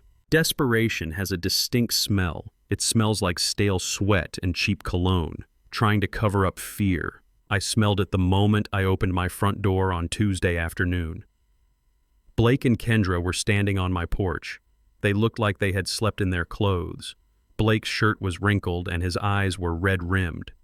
Kendra was pale, her makeup applied with a heavy hand to hide the dark circles under her eyes. They did not look like the golden couple of Chicago anymore. They looked like junkies, looking for a fix, Dad, Kendra said, her voice trembling slightly. We need to talk. It is about your health insurance. I stood in the doorway, blocking their path with my body. I did not invite them in immediately. I let them stand in the cold wind for a moment. I wanted them to feel the chill. My health insurance is fine, I said. I have been with the union for 40 years. I have full coverage. No, Dad. That is the thing. Blake cut in his voice, jagged and fast. They changed the policy. We got a notice because we are your emergency contacts. You are at risk of losing your coverage if you do not sign these update forms today right now. He held up a thick manila envelope, his hand shaking so hard the papers rattled inside. I looked at them. I looked at my daughter, the girl I had carried on my shoulders, the girl whose scraped knees I had bandaged. She was looking me right in the eye and lying to me. She was conspiring to strip me of the only security I had left. Come in, I said, stepping aside. They rushed past me into the kitchen. They did not look at the photos on the wall. They did not look at the home they grew up in. They only had eyes for the kitchen table, the flat surface where they could lay out their trap. Blake spread the papers out, fan style. There were dozens of pages, small print, dense legal jargon paragraphs of text, designed to make your eyes glaze over. We highlighted where you need to sign, Blake said, pulling a cap off the expensive-looking pen. Just sign by the yellow stickers, Dad. We will handle the filing for you. We just want to make sure you are protected. I sat down slowly, lowering my heavy frame into my chair. I made a show of patting my pockets, checking my shirt, checking my pants. Shoot, I muttered. I cannot find my reading glasses. I must have left them in the truck. Blake's face twitched. You do not need to read it, Dad. It is just standard boilerplate stuff. HIPAA compliance beneficiary updates. Boring admin work. Just sign. I do not sign what I cannot read. Blake, I said, my voice slow and confused, playing the part of the old fool they thought I was. Kendra put a hand on my shoulder. Her touch was cold. It felt like a betrayal. Dad, please, she said, urgency leaking into her tone. The office closes in an hour. If we do not get this faxed over, you will be uninsured tonight. What if you have a heart attack? What if you fall? You would lose the house to medical bills. We are trying to save you. Save me. The irony was so thick I could taste it. I leaned over the papers, squinting my eyes, making a show of trying to focus on the blurry lines. I was not blind. My vision was 20. 20, I had just had it checked last month, but they did not know that they only saw what they wanted to see. A helpless old man, ripe for the picking. I scanned the documents without my glasses. They were clever. I had to give them that.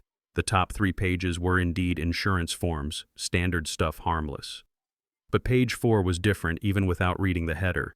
I recognized the layout. I had been a contractor for 40 years. I had bought and sold more property than Blake had ever seen. I knew what a quitclaim deed looked like. It was buried in the middle, sandwiched between a privacy policy and a liability waiver. It was a document that would transfer the title of my house and the double lot it sat on directly to Blake Sterling and Kendra Sterling for the sum of $1. They were trying to steal my home right in front of my face. My heart hammered against my ribs, a slow, heavy drum of rage, but my face remained blank. I let my mouth hang open slightly. I let my hand tremble as I reached for the pen. Okay, honey, I said, my voice raspy. If you say it is important, I trust you.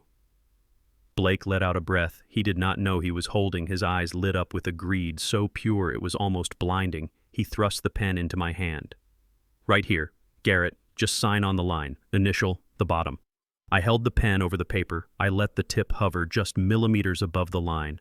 I watched them, watch me. They were holding their breath. They were already spending the money. They were imagining the bulldozers flattening my house. They were imagining the cash hitting their accounts. My hand shook violently. I dropped the pen. It clattered onto the table and rolled onto the floor. Oops, I said. Clumsy old fingers. Blake scrambled under the table to get it. He popped up, his face red, his patience snapping. Just hold the pen tight. Garrett, focus. I took the pen back. I looked at the tip. I frowned. This ink looks dry. I said, do you have another one? Use this one, Blake said, shoving another pen at me. Just sign the damn paper. I shook my head. Stubborn old man style. No, I do not like ballpoints. I have my own pen, my signing pen. I use it for all my important papers. I reached into the pocket of my flannel shirt and pulled out a heavy black pen. It looked old, scuffed. It looked like something I had found in a junk drawer. Here we go, I said, clicking the top. Blake looked at his watch. He was sweating now, pouring sweat. Fine, just sign it. Garrett, use a crayon for all I care. Just put your mark on the paper. I leaned over the quitclaim deed. I positioned my hand so it blocked their view of the signature line. I pressed the tip of the pen to the paper. I did not write Garrett Freeman. I wrote 2 words in a looping, messy cursive that looked remarkably like a signature, if you did not look closely. Void null. I added a little flourish at the end, a squiggle that looked like an initial. I lifted the pen. There, I said, is that it? Blake snatched the paper from under my hand before the ink was even dry. He didn't even look at the signature. He just saw ink on the line, and that was enough for him. He flipped to the next page and the next, forcing me to initial the dummy documents to make it look real. Okay, that is it, Blake said, gathering the stack up in a messy pile. His hands were shaking so bad he almost dropped them. We have to go, Dad, Kendra said, backing away toward the door. We have to get this to the post office. You are not staying for coffee, I asked, putting on my best lonely old man face. No time, Garrett. Maybe next week, Blake called out already halfway to the car. They ran to their rental sedan, they threw the papers in the back seat and peeled out of my driveway, leaving me standing in the doorway. I watched them go. As soon as the car disappeared around the corner, I straightened my back. The stoop disappeared. The confusion vanished from my eyes. I walked back to the kitchen table and picked up my phone. I dialed Saul Cohen. They took the bait. Saul, I said. Did they sign Garrett? Saul asked, his voice sharp. I signed it. I said, but I used the special pen and I signed it. Void null. You got pictures. I tapped the screen of my phone, opening the gallery while I was leaning over the table pretending to be blind. I had my phone in my other hand resting on the table. Camera lens facing down, recording the whole thing. I had captured the document. I had captured my hand writing void null. I had captured Blake snatching it away. I have video. Saul, I said, high-definition audio and visual. I have them presenting a quitclaim deed as an insurance document. I have them coercing a senior citizen. I have the fake signature. Beautiful, Saul said simply. Beautiful. That is fraud, forgery, elder abuse, and conspiracy. We have them dead to rights. What do we do now? I asked. Now we wait. Saul said, let them file it. Let them walk into the county recorder's office and file a fraudulent deed. Let them commit the crime. Officially, once that stamp hits the paper, it is a felony right now. It is just an attempt. Once they file it, it is prison time. I hung up the phone. I looked at the pen in my hand. It was a simple gel pen. Nothing magic about the ink. The magic was in the word void null. In the legal world, that is not a signature. It is a declaration. It is a statement that the document is invalid on its face. But Blake, in his greed and his arrogance, hadn't even checked. He thought he was smart. He thought he was playing chess with a pigeon. He didn't realize the pigeon was a grandmaster. I walked into the living room and sat in my recliner. I closed my eyes. I could imagine them right now in the car, high-fiving each other, thinking they had won the lottery, thinking they had finally beaten the old man. They were driving straight off a cliff and they didn't even know it. I thought about Kendra. I thought about the little girl who used to color at the kitchen table while I paid bills. I thought about the teenager who asked me to drop her off a block away from school so her friends wouldn't see my truck. I had tried. I had really tried. I had given her everything I could, and in return she tried to steal the roof over my head. A deep sadness settled over me, a heavy gray blanket. But underneath the sadness was a core of steel. I was done being the victim. I was done being the doormat. I stood up and went to the garage. I had a project I was working on, restoring an old generator. It needed a new carburetor, it needed patience, it needed steady hands. I picked up a wrench. The cold steel felt good in my hand, solid, real.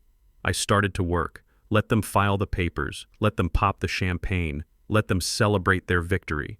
Tomorrow the hammer was going to fall, and when it did, it was going to shatter their world into a million pieces. I tightened a bolt, listening to the metal groan.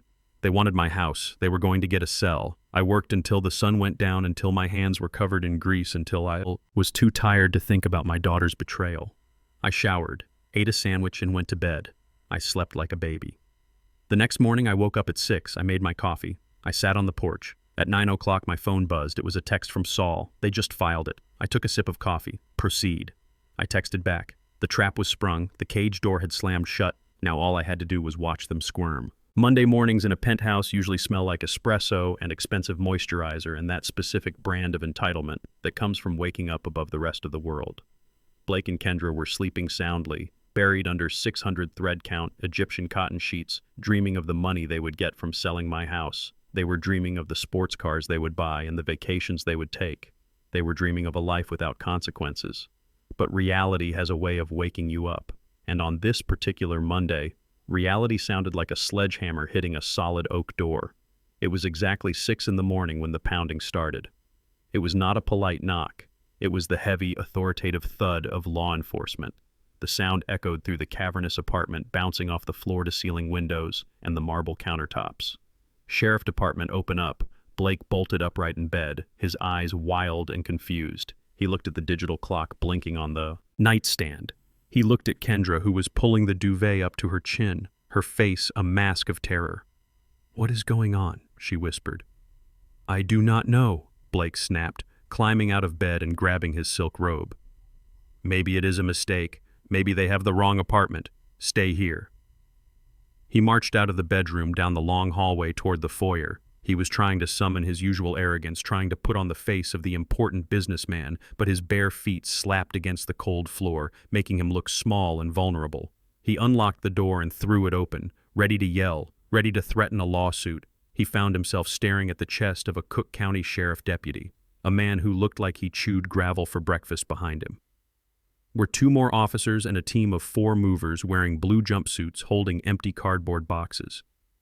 "What is the meaning of this?" Blake demanded, his voice cracking slightly.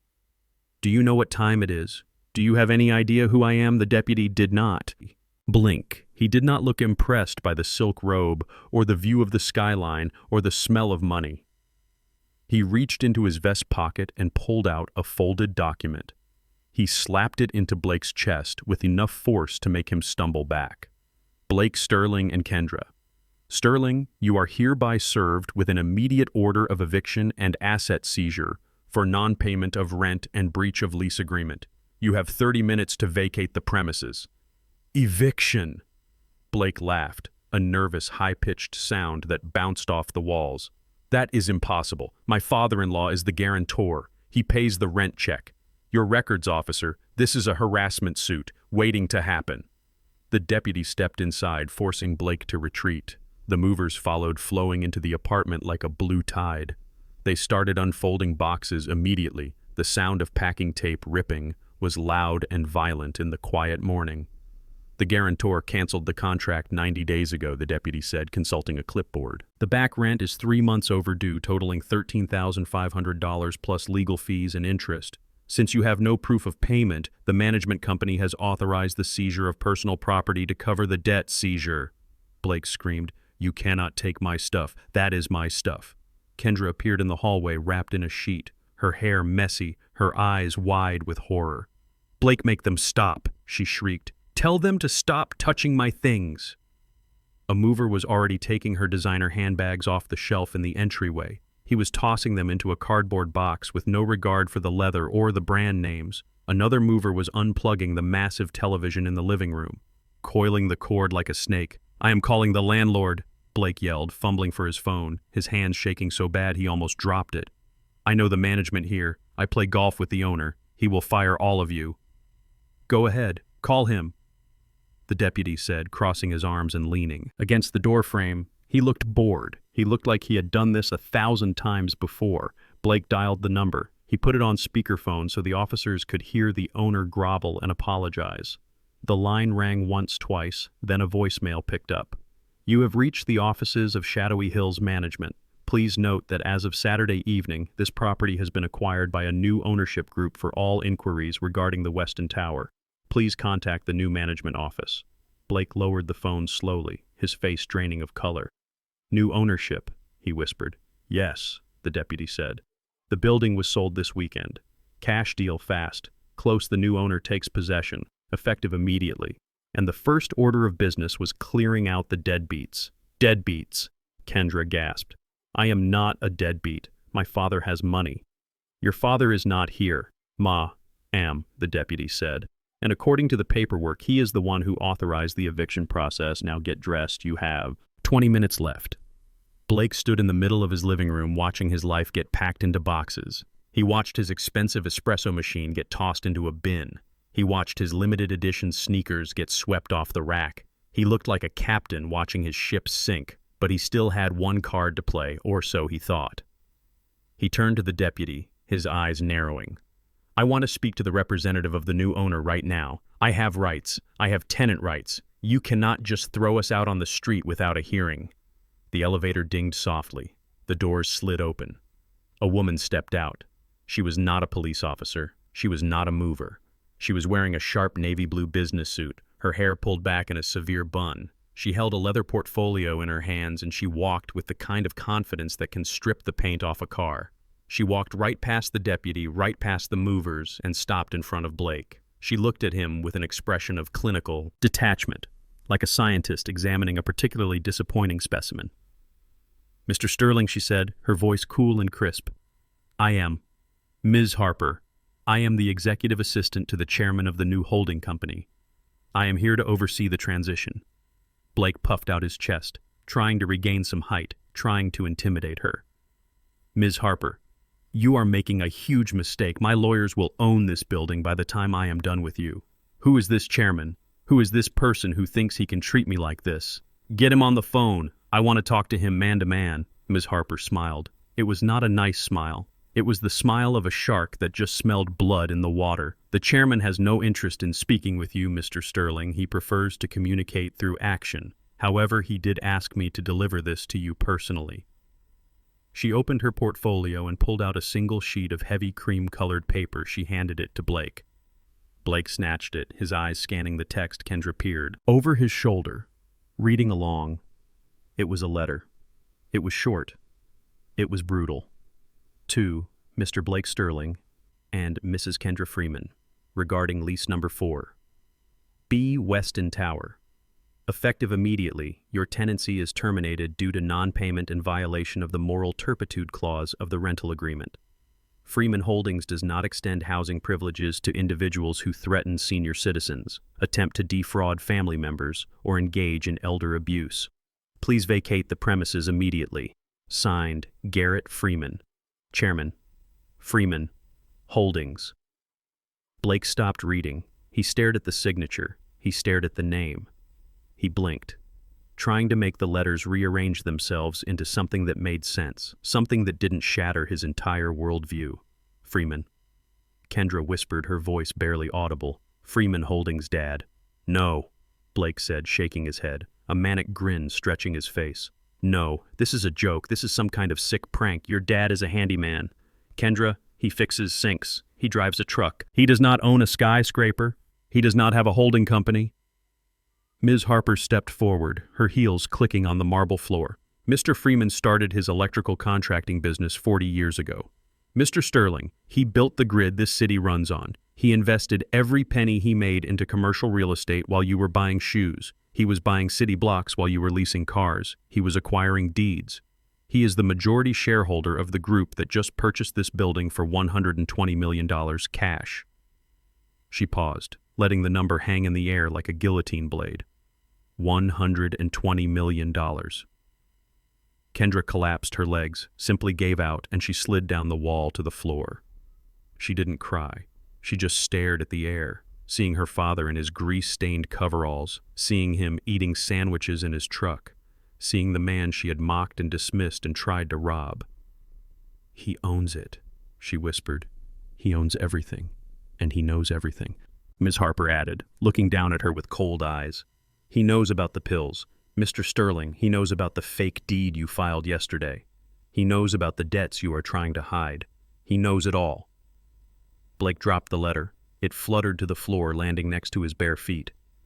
This is illegal, he stammered. This is entrapment. He cannot do this.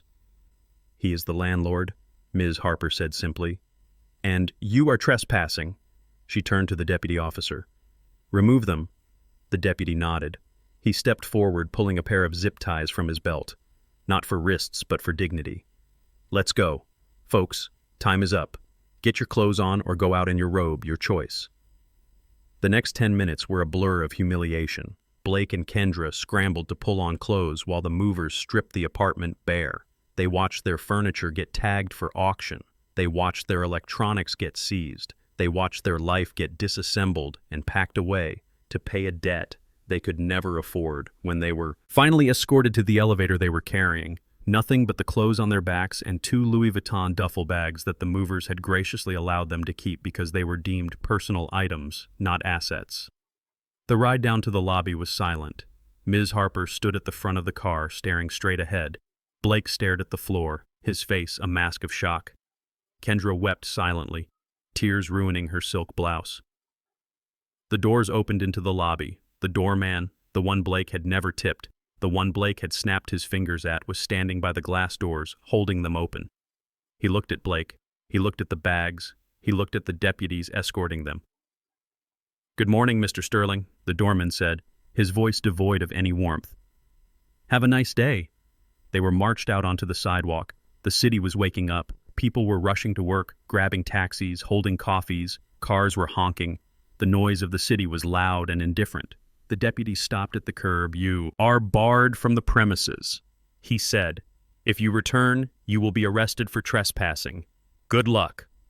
The glass doors swished shut behind them. The lock clicked with a finality that felt like a gunshot. Blake and Kendra stood on the sidewalk, the wind whipping around them, cold and biting. They looked at their Louis Vuitton bags sitting on the dirty concrete. They looked at each other. They had no car. It was in an impound lot. They had no home. It was owned by the man they tried to destroy. They had no money. Their accounts were frozen or empty. Blake looked up at the tower, shielding his eyes from the sun. He counted the floors up to the penthouse, where he had stood just last night, drinking wine and feeling like a king. Now he was just a man on the street holding a bag he couldn't eat, wearing a suit he couldn't pay for. "What do we do?" Kendra asked, her voice thin and small like a child's. "What do we do now?" Blake looked at her. He saw the fear in her eyes, but he also saw the accusation he saw, the realization that she had bet on the wrong horse. "I do not know," he whispered. "I do not know." A black town car pulled up to the curb in front of them. The window rolled down slow and smooth. Blake's heart leaped for a second. He thought maybe it was mercy. Maybe the old man had made his point and was sending a car to pick them up. Maybe this was just a lesson, a cruel, hard lesson, but one that ended with a safety net. The back window lowered completely. It was not Garrett Freeman inside. It was Preston Sterling, Blake's father. He looked furious. His face was red. His silver hair was messy, as if he had run his hands through it 1,000 times. "Dad," Blake cried, rushing toward the car. "Thank God you have to help us, Garrett. He is crazy. He threw us out. He owns the building, Dad. He owns the whole thing." Preston Sterling didn't unlock the door. He didn't offer a ride. He looked at his son with a mixture of horror and disappointment. "You idiot," Preston hissed. "You absolute moron, Dad. What do you know who called me this morning?" "Blake, the bank. The bank called me. They called the loans on the construction company. All of them immediate repayment." "Do you know why?" Blake shook his head, backing away from the venom in his father's voice. "Because someone bought the debt. Blake, someone bought the distressed assets of Sterling Construction at a discount this morning at 6 a.m., and that someone sent me a memo regarding my son's behavior." Preston looked up at the tower, then back at his son. "You picked a fight with a whale. Blake, you picked a fight with a man who can buy and sell us before breakfast, and you dragged me into it. Dad, please, we have nowhere to go." Preston rolled the window up. "Figure it out, Blake. You are a smart boy. Figure it out." The car pulled away, merging into traffic, leaving a cloud of exhaust in its wake. Blake watched his father leave. He watched his last lifeline disappear into the city grid. He looked at Kendra. She was sitting on her Louis Vuitton bag, her head in her hands, sobbing. Openly on the street corner, passers-by gave them a wide berth, looking at them with curiosity and disdain. A couple in expensive clothes, crying on the curb at rush hour. It was a pathetic sight. High above them on the 42nd floor, Garrett Freeman stood by the window looking down. He held a cup of coffee in his hand. He watched the black car drive away. He watched the two figures on the sidewalk. He didn't smile. He didn't gloat. He just took a sip of his coffee and turned back to the room. Ms. Harper was standing there holding a file. "The locks are changed." "Chairman," she said, "the unit is secured." "Thank you, Ms. Harper," Garrett said. "List it for rent. Market rate." "Yes, sir."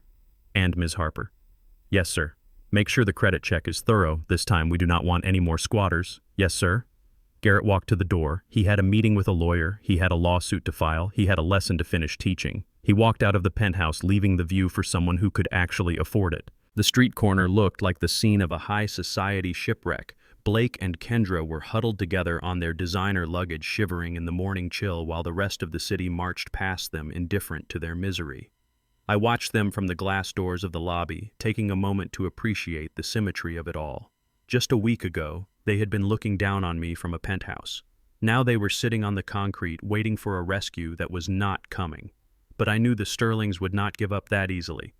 Pride is a powerful fuel, even when the tank is empty. I saw the black Lincoln Navigator turn the corner aggressively, cutting across 2 lanes of traffic to screech to a halt in front of the building. It was Preston and Meredith returning for round 2.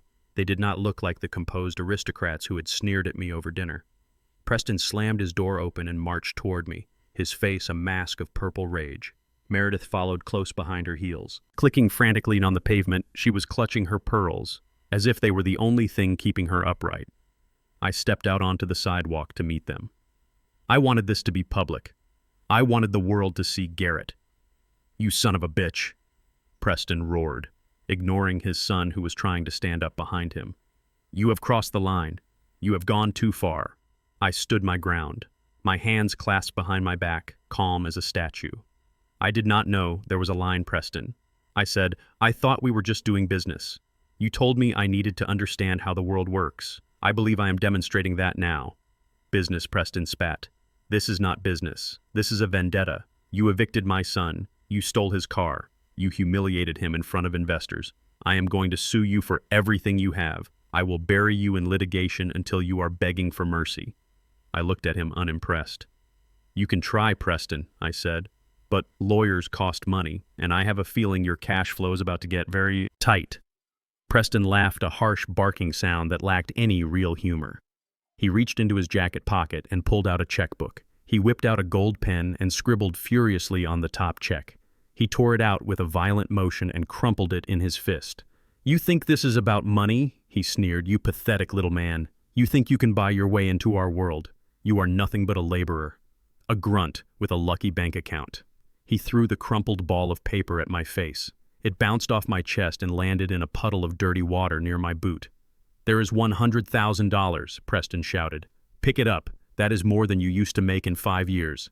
Take it and go away. Leave my son alone. Give him back his apartment and crawl back to whatever hole you came from. I looked down at the check soaking up the street water. The ink was already starting to run $100,000. It was a lot of money to most people, but to Preston, it was a weapon, a way to silence the help. I did not bend down. I did not pick it up. I signaled to Ms. Harper, who was standing quietly in the doorway. She stepped forward, holding a thick black folder. I do not want your money. Preston, I said, my voice dropping an octave. I want your attention. Preston looked at Ms. Harper, then back at me. What is this? He demanded. More paperwork. I will wipe my ass with your eviction notices. It is not an eviction notice, I said, taking the folder from Ms. Harper. It is an acquisition report. I opened the folder and pulled out a stack of documents clipped together with a red tag. You see, Preston, while you were busy insulting me at dinner on Saturday, I was busy looking into your family business. Sterling Construction has been the premier builder in the city for 30 years, correct? Preston puffed out his chest. Damn right. We built this skyline.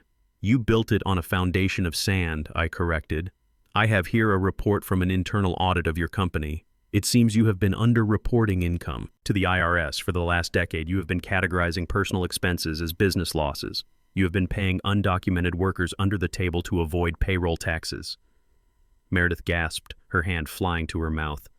That is a lie, she shrieked. That is slander. Is it? I asked, holding up a spreadsheet. This is your private ledger.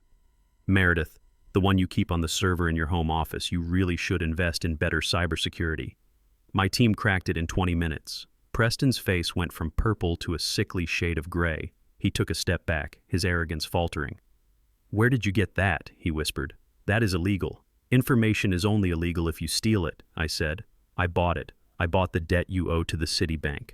Did you know your construction loans were callable? Preston, did you know there was a clause that allowed the bank to demand full repayment if there was any evidence of financial impropriety? Preston was sweating now, beads of perspiration popping out on his forehead. The bank would never call those loans, he stammered. We have a relationship. I play golf with the VP. You played golf with the VP. I said past tense this morning at 8 a.m. I had a meeting with the board of directors of Citibank. I presented them with this evidence of tax fraud and money laundering. I offered to buy your distressed debt for 50 cents on the dollar. I took a step closer to him, invading his space. They sold it to me, Preston. I own your loans. I own the lien on your equipment. I own the mortgage on your house in the Hamptons. And I own the note on that Lincoln Navigator you parked in the fire lane. Preston swayed on his feet. He looked like he had been punched in the gut. You bought the debt, he wheezed. Every cent. I said $12 million in liabilities. And since you are currently in violation of the fraud covenants of those loans, I am calling them in immediately. I pulled a document from the back of the folder and held it out. This is a notice of default and immediate repayment demand. You have 24 hours to pay. Freeman Holdings, $12 million, or I begin the seizure of all personal and business assets. Preston stared at the paper, his eyes bulging. He grabbed his chest, his hand clutching the lapel of his expensive blazer. He made a choking sound, a gurgle deep in his throat. My heart, he gasped. My heart. He collapsed to his knees right there on the sidewalk, his expensive pants soaking up the grime. He slumped forward, breathing in ragged, shallow gasps. Preston. Meredith screamed, dropping to her knees beside him. Help him! Someone! Help him! He is having a heart attack! Blake and Kendra stood frozen by their luggage, watching their safety net unravel, watching the invincible patriarch crumble into a heap of old clothes and bad decisions. I looked down at him. I did not feel joy. I did not feel pity. I felt the cold satisfaction of a circuit finally being completed. Ms. Harper, call an ambulance, I said calmly. Ms. Harper was already on the phone, giving the address. You killed him, Meredith shrieked, looking up at me with eyes full of hate. You killed him, you monster! I did not kill him, Meredith, I said, looking at her coldly. The truth killed him. The weight of his own lies killed him. Meredith's eyes rolled back in her head. The shock was too much. She slumped sideways, fainting dead away, landing softly on top of her husband.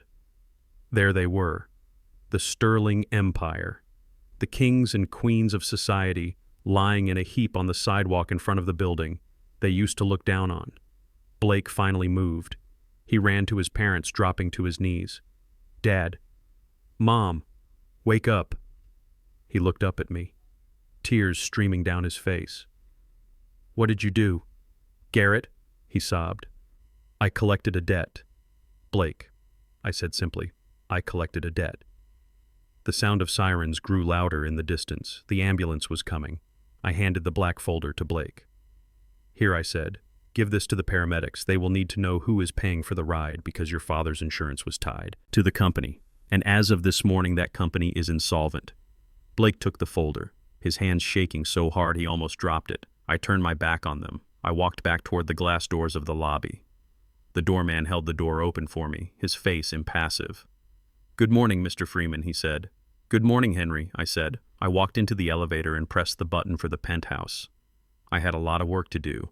Acquiring an empire takes a lot of paperwork, and I wanted to make sure every T was crossed and every I was dotted.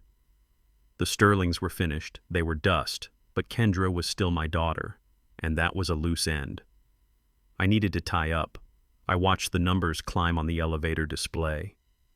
The air at the top was thin and cold, but it was clean. It smelled like justice. It was raining 3 days after the Sterling Empire collapsed, and it was not a gentle spring shower. It was a cold, hard Chicago rain that scoured the streets and turned the sky the color of a bruised plum. I was sitting in my living room with the lights off, listening to the water hammer against the roof. It was a sound I loved. It sounded like the world was being washed clean. I was not waiting for anyone. The police had finished their reports. The lawyers had filed their motions. Blake was in custody awaiting a bail hearing that he could not afford, and the penthouse was empty, stripped, and locked tight. I thought the drama was over. I thought the silence was permanent. Then I heard it. It was not the arrogant pounding of a fist. It was not the authoritative knock of a sheriff. It was a scratching sound, a weak, desperate clawing at the wood of my front door like a stray animal trying to get out of the storm. I knew who it was before I stood up. I felt it in my bones the same way I used to feel a storm coming. When I was up on the line, my old injuries ached whenever trouble was near, and right now my heart was aching. I walked to the door slow and steady. I did not rush. I unlocked the deadbolt and turned the handle. The wind caught the door and ripped it open, blowing rain into my entryway. Kendra was kneeling on my porch. She did not look like the woman who had sneered at me over a plate of fish 4 days ago. She did not look like the special person who belonged in a country club. She looked like a wreck. Her expensive hair was plastered to her skull in rat tails. Her mascara had run down her face in black rivers, staining her neck. She was wearing a thin designer jacket that was soaked through, and she was shivering so violently I could hear her teeth chattering from where I stood. She looked up at me, and her eyes were wide and red and terrified. She looked at my boots, the same work boots she had been ashamed of, and she reached out her hands, grasping for the laces like a drowning woman, reaching for a rope. Daddy. She sobbed the word, cracking in her throat. Daddy, please, let me in. It is cold. I stood there like a statue. I did not step back, but I did not reach down to help her up. 20 years ago. I would have scooped her up and wrapped her in a blanket and made her hot cocoa 20 years ago. I would have burned the world down to stop her from shivering. But 20 years ago, she hadn't tried to put me in a state facility so she could sell my home. "Get up, Kendra," I said, my voice flat, barely carrying over the sound of the rain. She tried to stand, but her legs gave out. She slipped on the wet concrete, scraping her knees. She wailed a high, thin sound of misery. She crawled forward across the threshold, dragging her wet clothes over the floor I had just polished. "I am sorry, Daddy," she cried, grabbing the hem of my jeans, burying her face in the denim. "I am so sorry. I did not know. I swear, I did not know. He made me do it. Blake made me do it." I looked down at the top of her head. I watched. The rain dripped from her hair onto my boots. "He made you do it?" I asked. Yes, he is a monster," she babbled, looking up at me with pleading eyes. "He manipulated me, Daddy. He told me you were sick. He told me we were helping you. I was brainwashed. I was scared. He yelled at me. If I didn't agree with him, I am a victim too. Daddy, you have to believe me." I stepped back, breaking her grip on my leg. "You were not a victim when you called me about the rent. I said you were not a victim when you stood in this living room and watched him threaten me with a baseball bat. You were not a victim when you sat at that dinner table and let his parents treat me like a dog." She shook her head frantically, flinging droplets of water everywhere.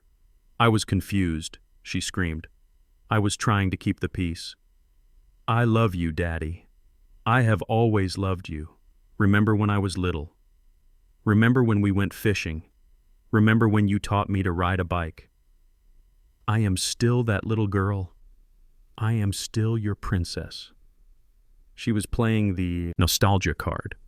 She was reaching back into the past, trying to find the bond she had severed. She was using my memories as a weapon, trying to cut through my resolve. And then she said, the one thing she should never have said, "Mom would not want this," she whispered, her voice dropping to a hush. "Mom would want you to open the door. Mom would want you to save me. She would be heartbroken to see you treating me like this." The air in the room seemed to drop 10 degrees. "Do not speak her name," I said, my voice low and dangerous. "But it is true," Kendra cried. "Mom loved me. She would forgive me. She would tell you to be a father." "You want to talk about being a father?" I asked. I turned my back on her. I walked into the kitchen. She stayed on the floor sobbing, thinking I was going to get her a towel, thinking I was going to get her a glass of water, thinking she had won. I walked to the junk drawer next to the fridge. I pulled it open inside, nestled among the rubber bands, and the spare keys was a small black notebook. It was a spiral-bound memo pad, the kind you can buy for 50 cents. The cover was torn and stained with grease. The pages were yellow and crinkled. I picked it up. It felt heavy in my hand, heavier than a gold bar. I walked back to the living room. Kendra was sitting up now, wiping her face, expecting mercy. I threw the notebook at her.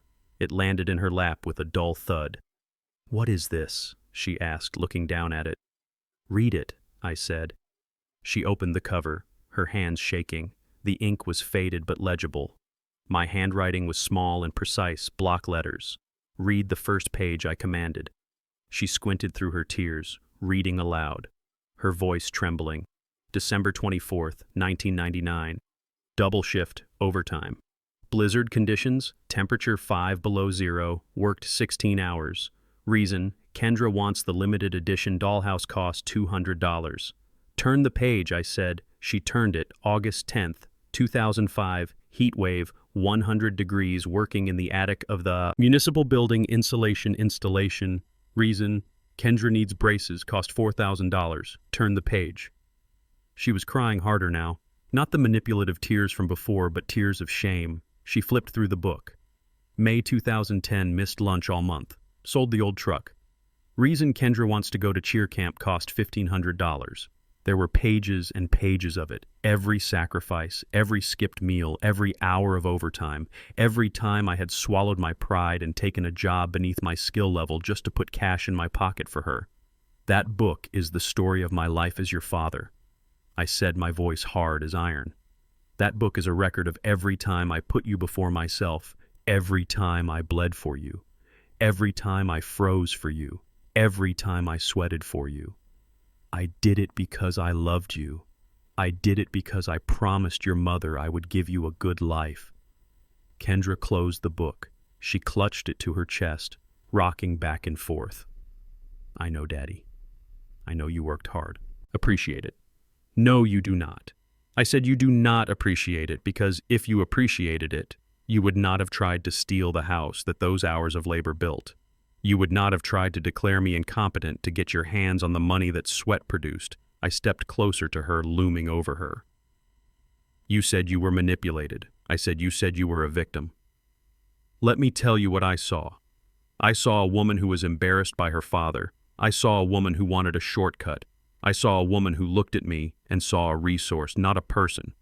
But I can change," she pleaded, getting to her knees, reaching for me again. "I can be better. I learned my lesson. Daddy, look at me. I am on my knees. I have nothing. Blake is gone. I have no money. I have no home. You are all I have. Please take me back. I will be good, I promise." I looked at her. I looked at the woman kneeling on my floor in $3,000 worth of ruined clothes, asking for a handout, and for a second, just a split second, I wanted to say yes. I wanted to pull her up and wash her face and pretend none of this happened. I wanted my daughter back. But then I remembered the wedding. I remembered the phone call. I remembered the laughter in the background as they told me I wasn't special enough. I realized then that the daughter I was mourning, the little girl who wanted the dollhouse, didn't exist anymore. She had died a long time ago, replaced by this stranger, this Mrs. Sterling who valued status over blood. I stepped back out of her reach. "Stand up, Kendra," I said. She stood up slowly, hope flickering in her eyes. She thought she had broken me. She thought the checkbook was about to open. "You need to leave," I said. "What?" she gasped, her face crumbling. "You need to leave my house." "But where will I go?" she cried. "I have nowhere. I have no one." "You have yourself," I said. "You are a grown woman. You are healthy. You are educated. Thanks to that book you are holding. Go get a job. Go rent a room. Go figure it out like everybody else does, Daddy." "Please, you cannot do this. I am your daughter." I looked her dead in the eye. "No," I said, my voice devoid of anger, devoid of love, devoid of anything but cold, hard truth. "My daughter died last Saturday, Kendra. She died the moment she walked down an aisle and said, 'I do' to a con man without her father present. She died when she decided that appearances were more important than loyalty." Kendra stared at me, her mouth open, shock freezing her features. "The woman standing in front of me isn't my daughter," I continued. "The woman standing in front of me is Mrs. Sterling, and from what I hear, Mrs. Sterling is bankrupt and trespassing." I pointed to the door. "Get out."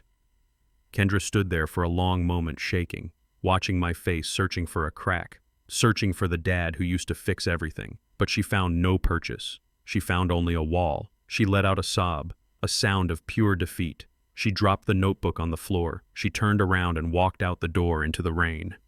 She didn't run this time. She walked slow and heavy, the weight of her choices finally settling on her shoulders. I watched her go. I watched her walk down the driveway past the spot where the Mercedes used to be, past the mailbox. I watched her turn the corner and disappear into the gray storm. I didn't close the door immediately. I stared out into the rain, breathing in the cold air. I looked down at the notebook lying on the floor. I picked it up. I smoothed the cover. I walked to the kitchen and opened the trash can. I dropped the book inside. I didn't need the record anymore. The debt was paid. The account was closed. I walked back to the front door and pushed it shut. I threw the deadbolt. It clicked into place with a sound that felt like a period at the end of a long sentence. I was alone in my house. The silence was back, but it wasn't heavy anymore. It was peaceful. I went to the kitchen and turned on the kettle. It was time for tea. You would think that a man who had just lost his home, his car, and his family business would have the good sense to stay quiet. You would think he would lick his wounds and try to rebuild from the ashes. But arrogance is a blinding disease, and Blake Sterling was terminal 2 weeks after the eviction. I was served with a lawsuit. It was a masterpiece of fiction. Blake was suing me for fraud, for intentional infliction of emotional distress, and for what he called predatory lending practices. He claimed I had tricked him into signing the quitclaim deed and that I had illegally seized his assets. He had found a lawyer named Silas Thorne, a man whose billboards littered the highway promising massive settlements for minor injuries. Thorne was a vulture in a polyester suit, and he smelled blood. The courtroom was cold and smelled of floor wax and old wood. Judge Vance presided, a stern man with a reputation for zero tolerance for theatrics. I sat at the defendant table next to Saul Cohen. Saul looked relaxed, almost bored. He was flipping through a thick binder of evidence like it was a magazine. Blake sat across from us next to Thorne. He looked haggard. He had lost weight and his suit hung off him, but his eyes were burning with a manic intensity. He thought this was his Hail Mary. He thought he could talk his way into a settlement. He thought he could charm the law like he charmed his investors. Thorne stood up to give his opening statement. He paced back and forth, gesturing wildly. He painted a picture of Blake as a young, ambitious entrepreneur who had been victimized by a bitter, jealous father-in-law. He called me a predator. He called me a manipulator. He claimed that I had hidden my wealth to trap Blake into financial ruin.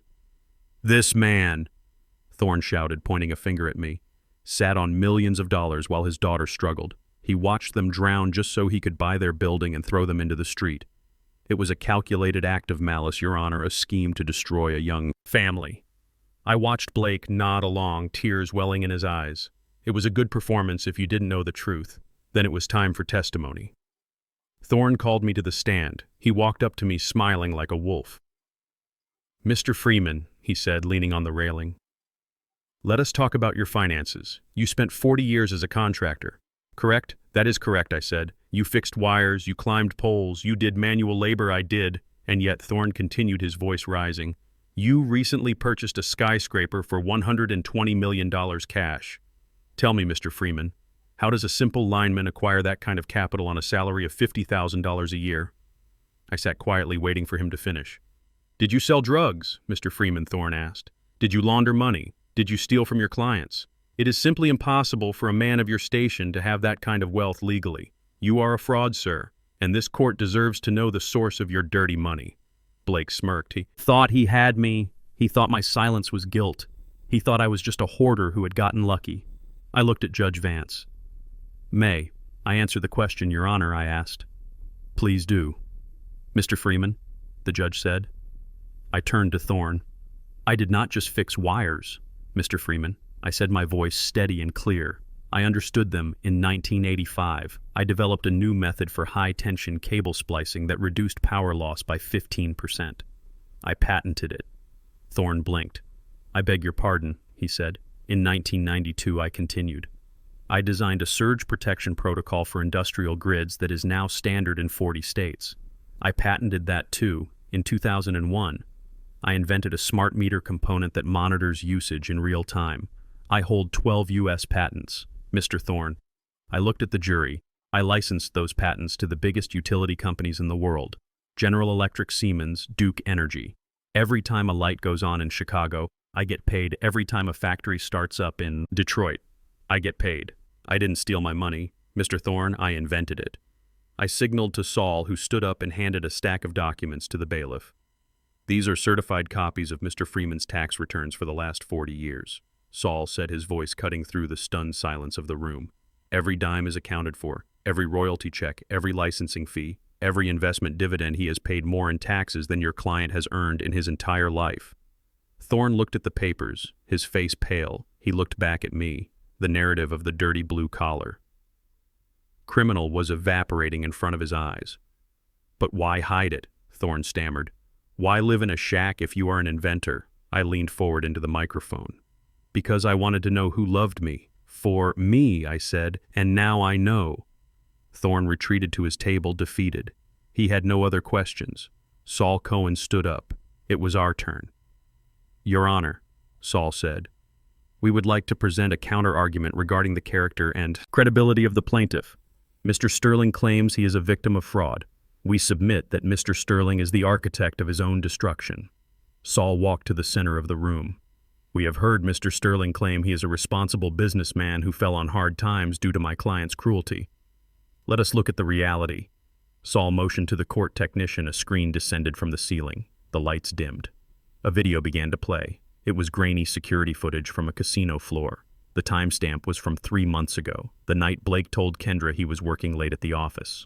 In the video, Blake was sitting at a high-stakes blackjack table. He was drunk, his tie was loose, he was shoving stacks of chips across the felt. I am doubling down, he yelled in the video. I cannot lose, I have a system. The video cut to another clip, this one from a month ago. Blake was in the back room of a jewelry store. He was handing over a watch, a Rolex.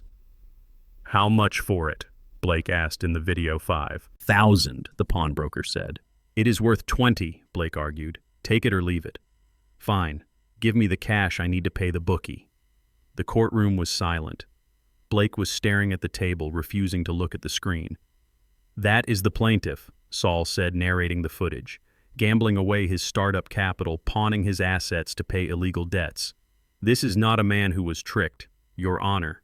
This is a man who burned his own house down." Saul paused. He walked over to the defense table and picked up a small flash drive. "But financial irresponsibility is not a crime," Saul said. "However, conspiracy to commit murder is." Blake's head snapped up. "Murder?" he whispered. "What are you talking about?" Saul plugged the drive into the court computer. "This audio was recorded 2 weeks ago," Saul said, in the living room of the plaintiff's former residence. "It was captured by a security device Mr. Freeman installed after the plaintiff threatened him with a baseball bat." The audio crackled to life. It was Blake's, voice clear and unmistakable. "We need the money," Kendra Blake's voice said. "I do not care how we get it, but he is my dad," Kendra's voice replied. She sounded scared. "He is an obstacle," Blake shouted. "He is old. He is useless if the stress doesn't kill him. Maybe we help it along. Pills, slip him something in his drink, make him fall down those stairs. Who is going to investigate an accident involving a clumsy old man?" The gasps in the courtroom were audible.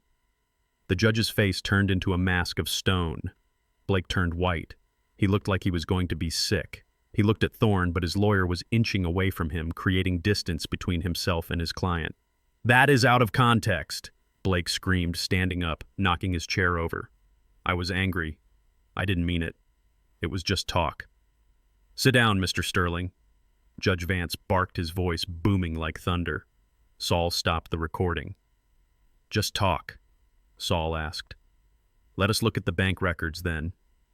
He held up a piece of paper. On the day that recording that was made, Mr. Sterling withdrew $5,000 from his business account. He paid it to a man named Paul Hayes. Mr. Hayes is a known associate of the criminal underworld, a man who specializes in making problems disappear. Saul turned to the jury. Mr. Sterling wasn't just venting. He was shopping. He was shopping for a way to eliminate the man who stood between him and an inheritance he felt he deserved. Saul sat down. He didn't need to say anything else. The air had been sucked out of the room by the weight of the truth. Judge Vance looked at the papers in front of him. He looked at the tax returns. He looked at the patents. He looked at the transcript of the audio recording. He took off his glasses and rubbed the bridge of his nose. "Mr. Thorne, do you have any defense for this?" the judge asked. Thorne stood up slowly. He looked at Blake with open disgust. "Your Honor, I would like to request a recess to confer with my client regarding a change of plea." "Denied," Judge Vance said instantly. "I have heard enough. This court finds no merit in the plaintiff's claims against Mr. Freeman. The suit is dismissed with prejudice." The judge turned his gaze on Blake. It was a gaze that could peel paint. "Mr. Sterling, in my 20 years on the bench, I have seen greed and I have seen stupidity, but rarely have I seen them combined in such a spectacular fashion. You came into my courtroom seeking to use the law as a weapon against a man you tried to destroy. You thought you could manipulate this court the way you manipulated your family." The judge pressed a button on his bench. "Bailiff, take Mr. Sterling into custody." Blake's eyes went wide. "Custody for what?" "For fraud," Judge Vance said, "for filing a false police report for attempted extortion, and based on the evidence presented here today, I am referring this matter to the District Attorney's Office for immediate investigation into conspiracy to commit murder and solicitation of a capital crime." Two marshals moved toward Blake. He scrambled backward, tripping over his own chair. No, you cannot do this. I am a businessman. I have rights. Kendra, help me." He looked toward the back of the courtroom. I turned to look. Kendra was sitting in the back row. She was wearing a simple gray dress. She looked small and faded. She was crying, but she wasn't looking at Blake. She was looking at her hands. "Kendra," Blake screamed. Tell them, I didn't mean it." Kendra didn't move. She didn't speak. She just closed her eyes. The marshals grabbed Blake by the arms. They hauled him up. He kicked and screamed. his dignity gone, his facade shattered. "Garrett, please," Blake wailed, looking at me, his eyes wide with terror. "I am sorry. I will pay it back. I will do anything. Just do not let them take me." I stood up slowly. I buttoned my jacket. I looked him in the eye, the same way I had looked at him in the coffee shop. "You are a special person, Blake," I said. "Special people get special treatment. Welcome to the justice system." They dragged him out the side door, his screams echoing in the hallway until the heavy wood door slammed shut, cutting off the sound. The courtroom was quiet again. Judge Vance looked at me. "Mr. Freeman, I apologize that you had to endure this. The court is adjourned." I nodded to the judge. "Thank you, Your Honor." I turned to Saul. "Good work, Saul." "Just doing my job." "Garrett," Saul said, packing up his briefcase. "Lunch is on you." "Deal," I said. I walked toward the back of the courtroom. I stopped at the row where Kendra was sitting. She looked up at me. Her eyes were red. Her face was puffy. "Dad?" she whispered. I looked at her. I looked at the daughter who had listened to her husband, plan my death, and said nothing. I looked at the daughter who had chosen luxury over loyalty. I reached into my pocket and pulled out a card. It was a business card for a temp agency, one of the ones I used to hire day laborers when I needed extra hands on a big job. "If you need work," I said, placing the card on the bench next to her. "They pay $15 an hour. It is honest. Work. It is hard. Work. It might do you some good."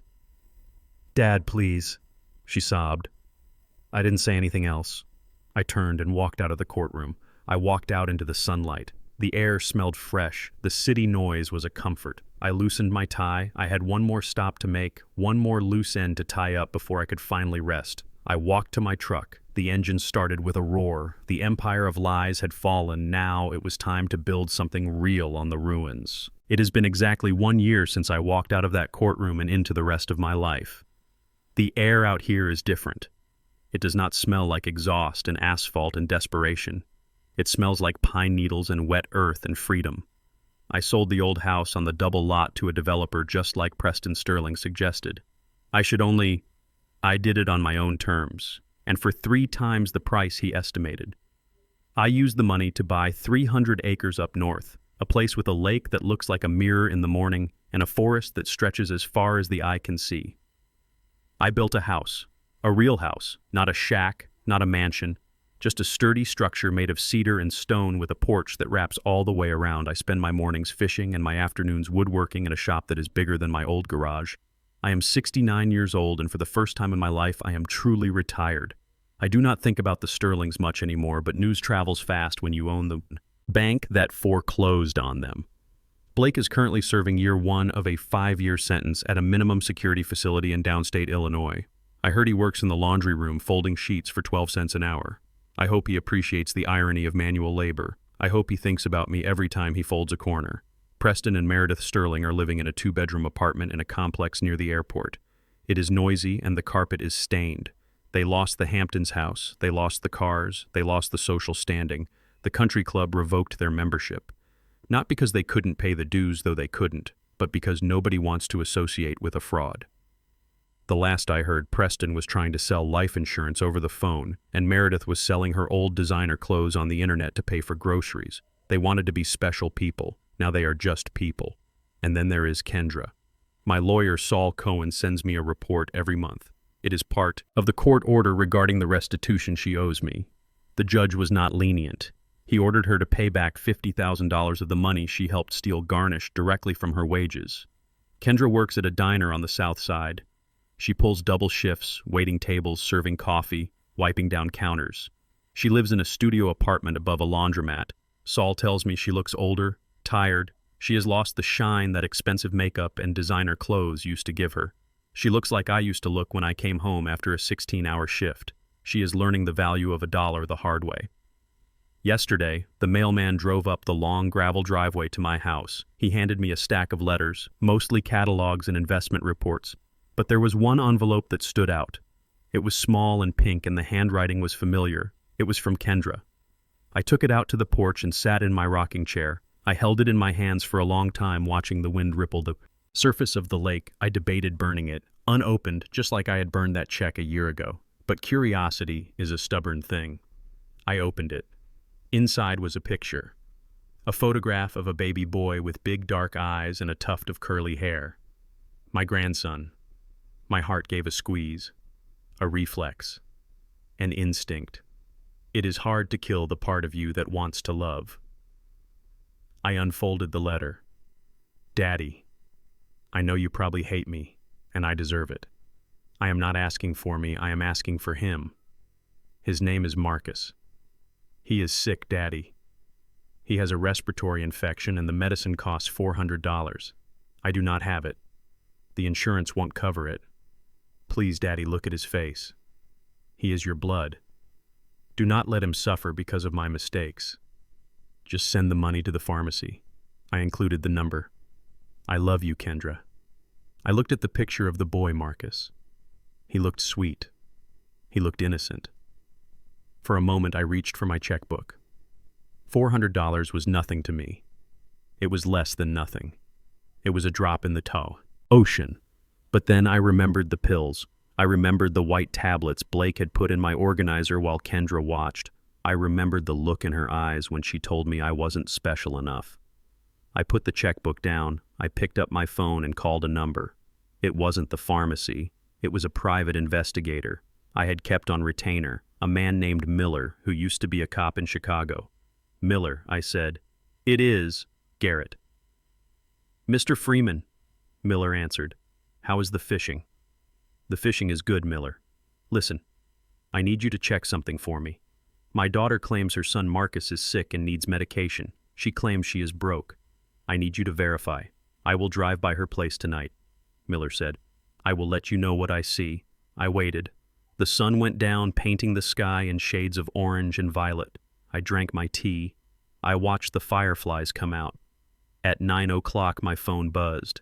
It was a text from Miller. Attached were 3 photos. The first photo showed Kendra leaving her apartment building. She was not wearing a waitress uniform. She was wearing a short dress and high heels. She looked done up, hairstyled, makeup, fresh. The second photo showed her entering a club called the Velvet Lounge. It was a high-end bar downtown, the kind of place where a cocktail costs $20. The third photo was taken inside the club through a window. Kendra was sitting at a booth, laughing, holding a martini glass. In front of her was a bucket of champagne. Underneath the photos, Miller had written a message. Baby is with a neighbor. She told the neighbor she was going to a job interview.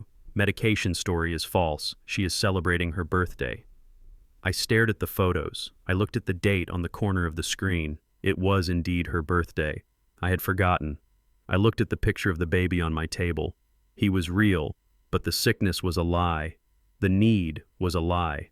It was just another hook, another attempt to reel the old man back in to tap the well one more time. She hadn't changed. She hadn't learned. She was still the same person who valued appearances over truth, who would use her own child as bait to get cash for a party. I felt the last thread of connection snap. It didn't hurt this time. It just felt like a weight falling away. I picked up the letter. I picked up the photo of the baby. I walked down to the edge of the lake. The water was black and still reflecting the moon. I tore the letter in half. Then in quarters I tore the picture too. It was a hard thing to do, tearing the face of a child I would never know. But that child was better off not knowing me. He was better off not being a pawn in his mother's game. I threw the pieces into the water. I watched them float for a second, white specks in the darkness before they soaked up the water and sank beneath the surface. Gone. I walked back up to the house. I went into my study and sat at my desk. I pulled out my checkbook, the big one, the business ledger. I wrote a check. It was for $400,000. The exact amount I had calculated I spent raising Kendra, the exact amount I had wasted on a bad investment I filled in the pay to the order of line. The Chicago Fund for Underprivileged Youth. I signed my name, Garrett Freeman, with a flourish. I put the check in an envelope and stamped it. I would mail it tomorrow. I walked out to the porch and stood there breathing in the clean air. The crickets were singing a chorus in the tall grass. The stars were bright overhead, unpolluted by city lights. I thought about Blake in his cell. I thought about the Sterlings in their cramped apartment. I thought about Kendra drinking champagne she couldn't afford. They were all prisoners of their own greed, prisoners of their own egos. I was free. I looked out at the vast darkness of my property. People say blood is thicker than water, I said aloud to the night. I shook my head. Blood is just biology. It is an accident of birth. It does not guarantee loyalty. It does not guarantee love. It does not guarantee respect.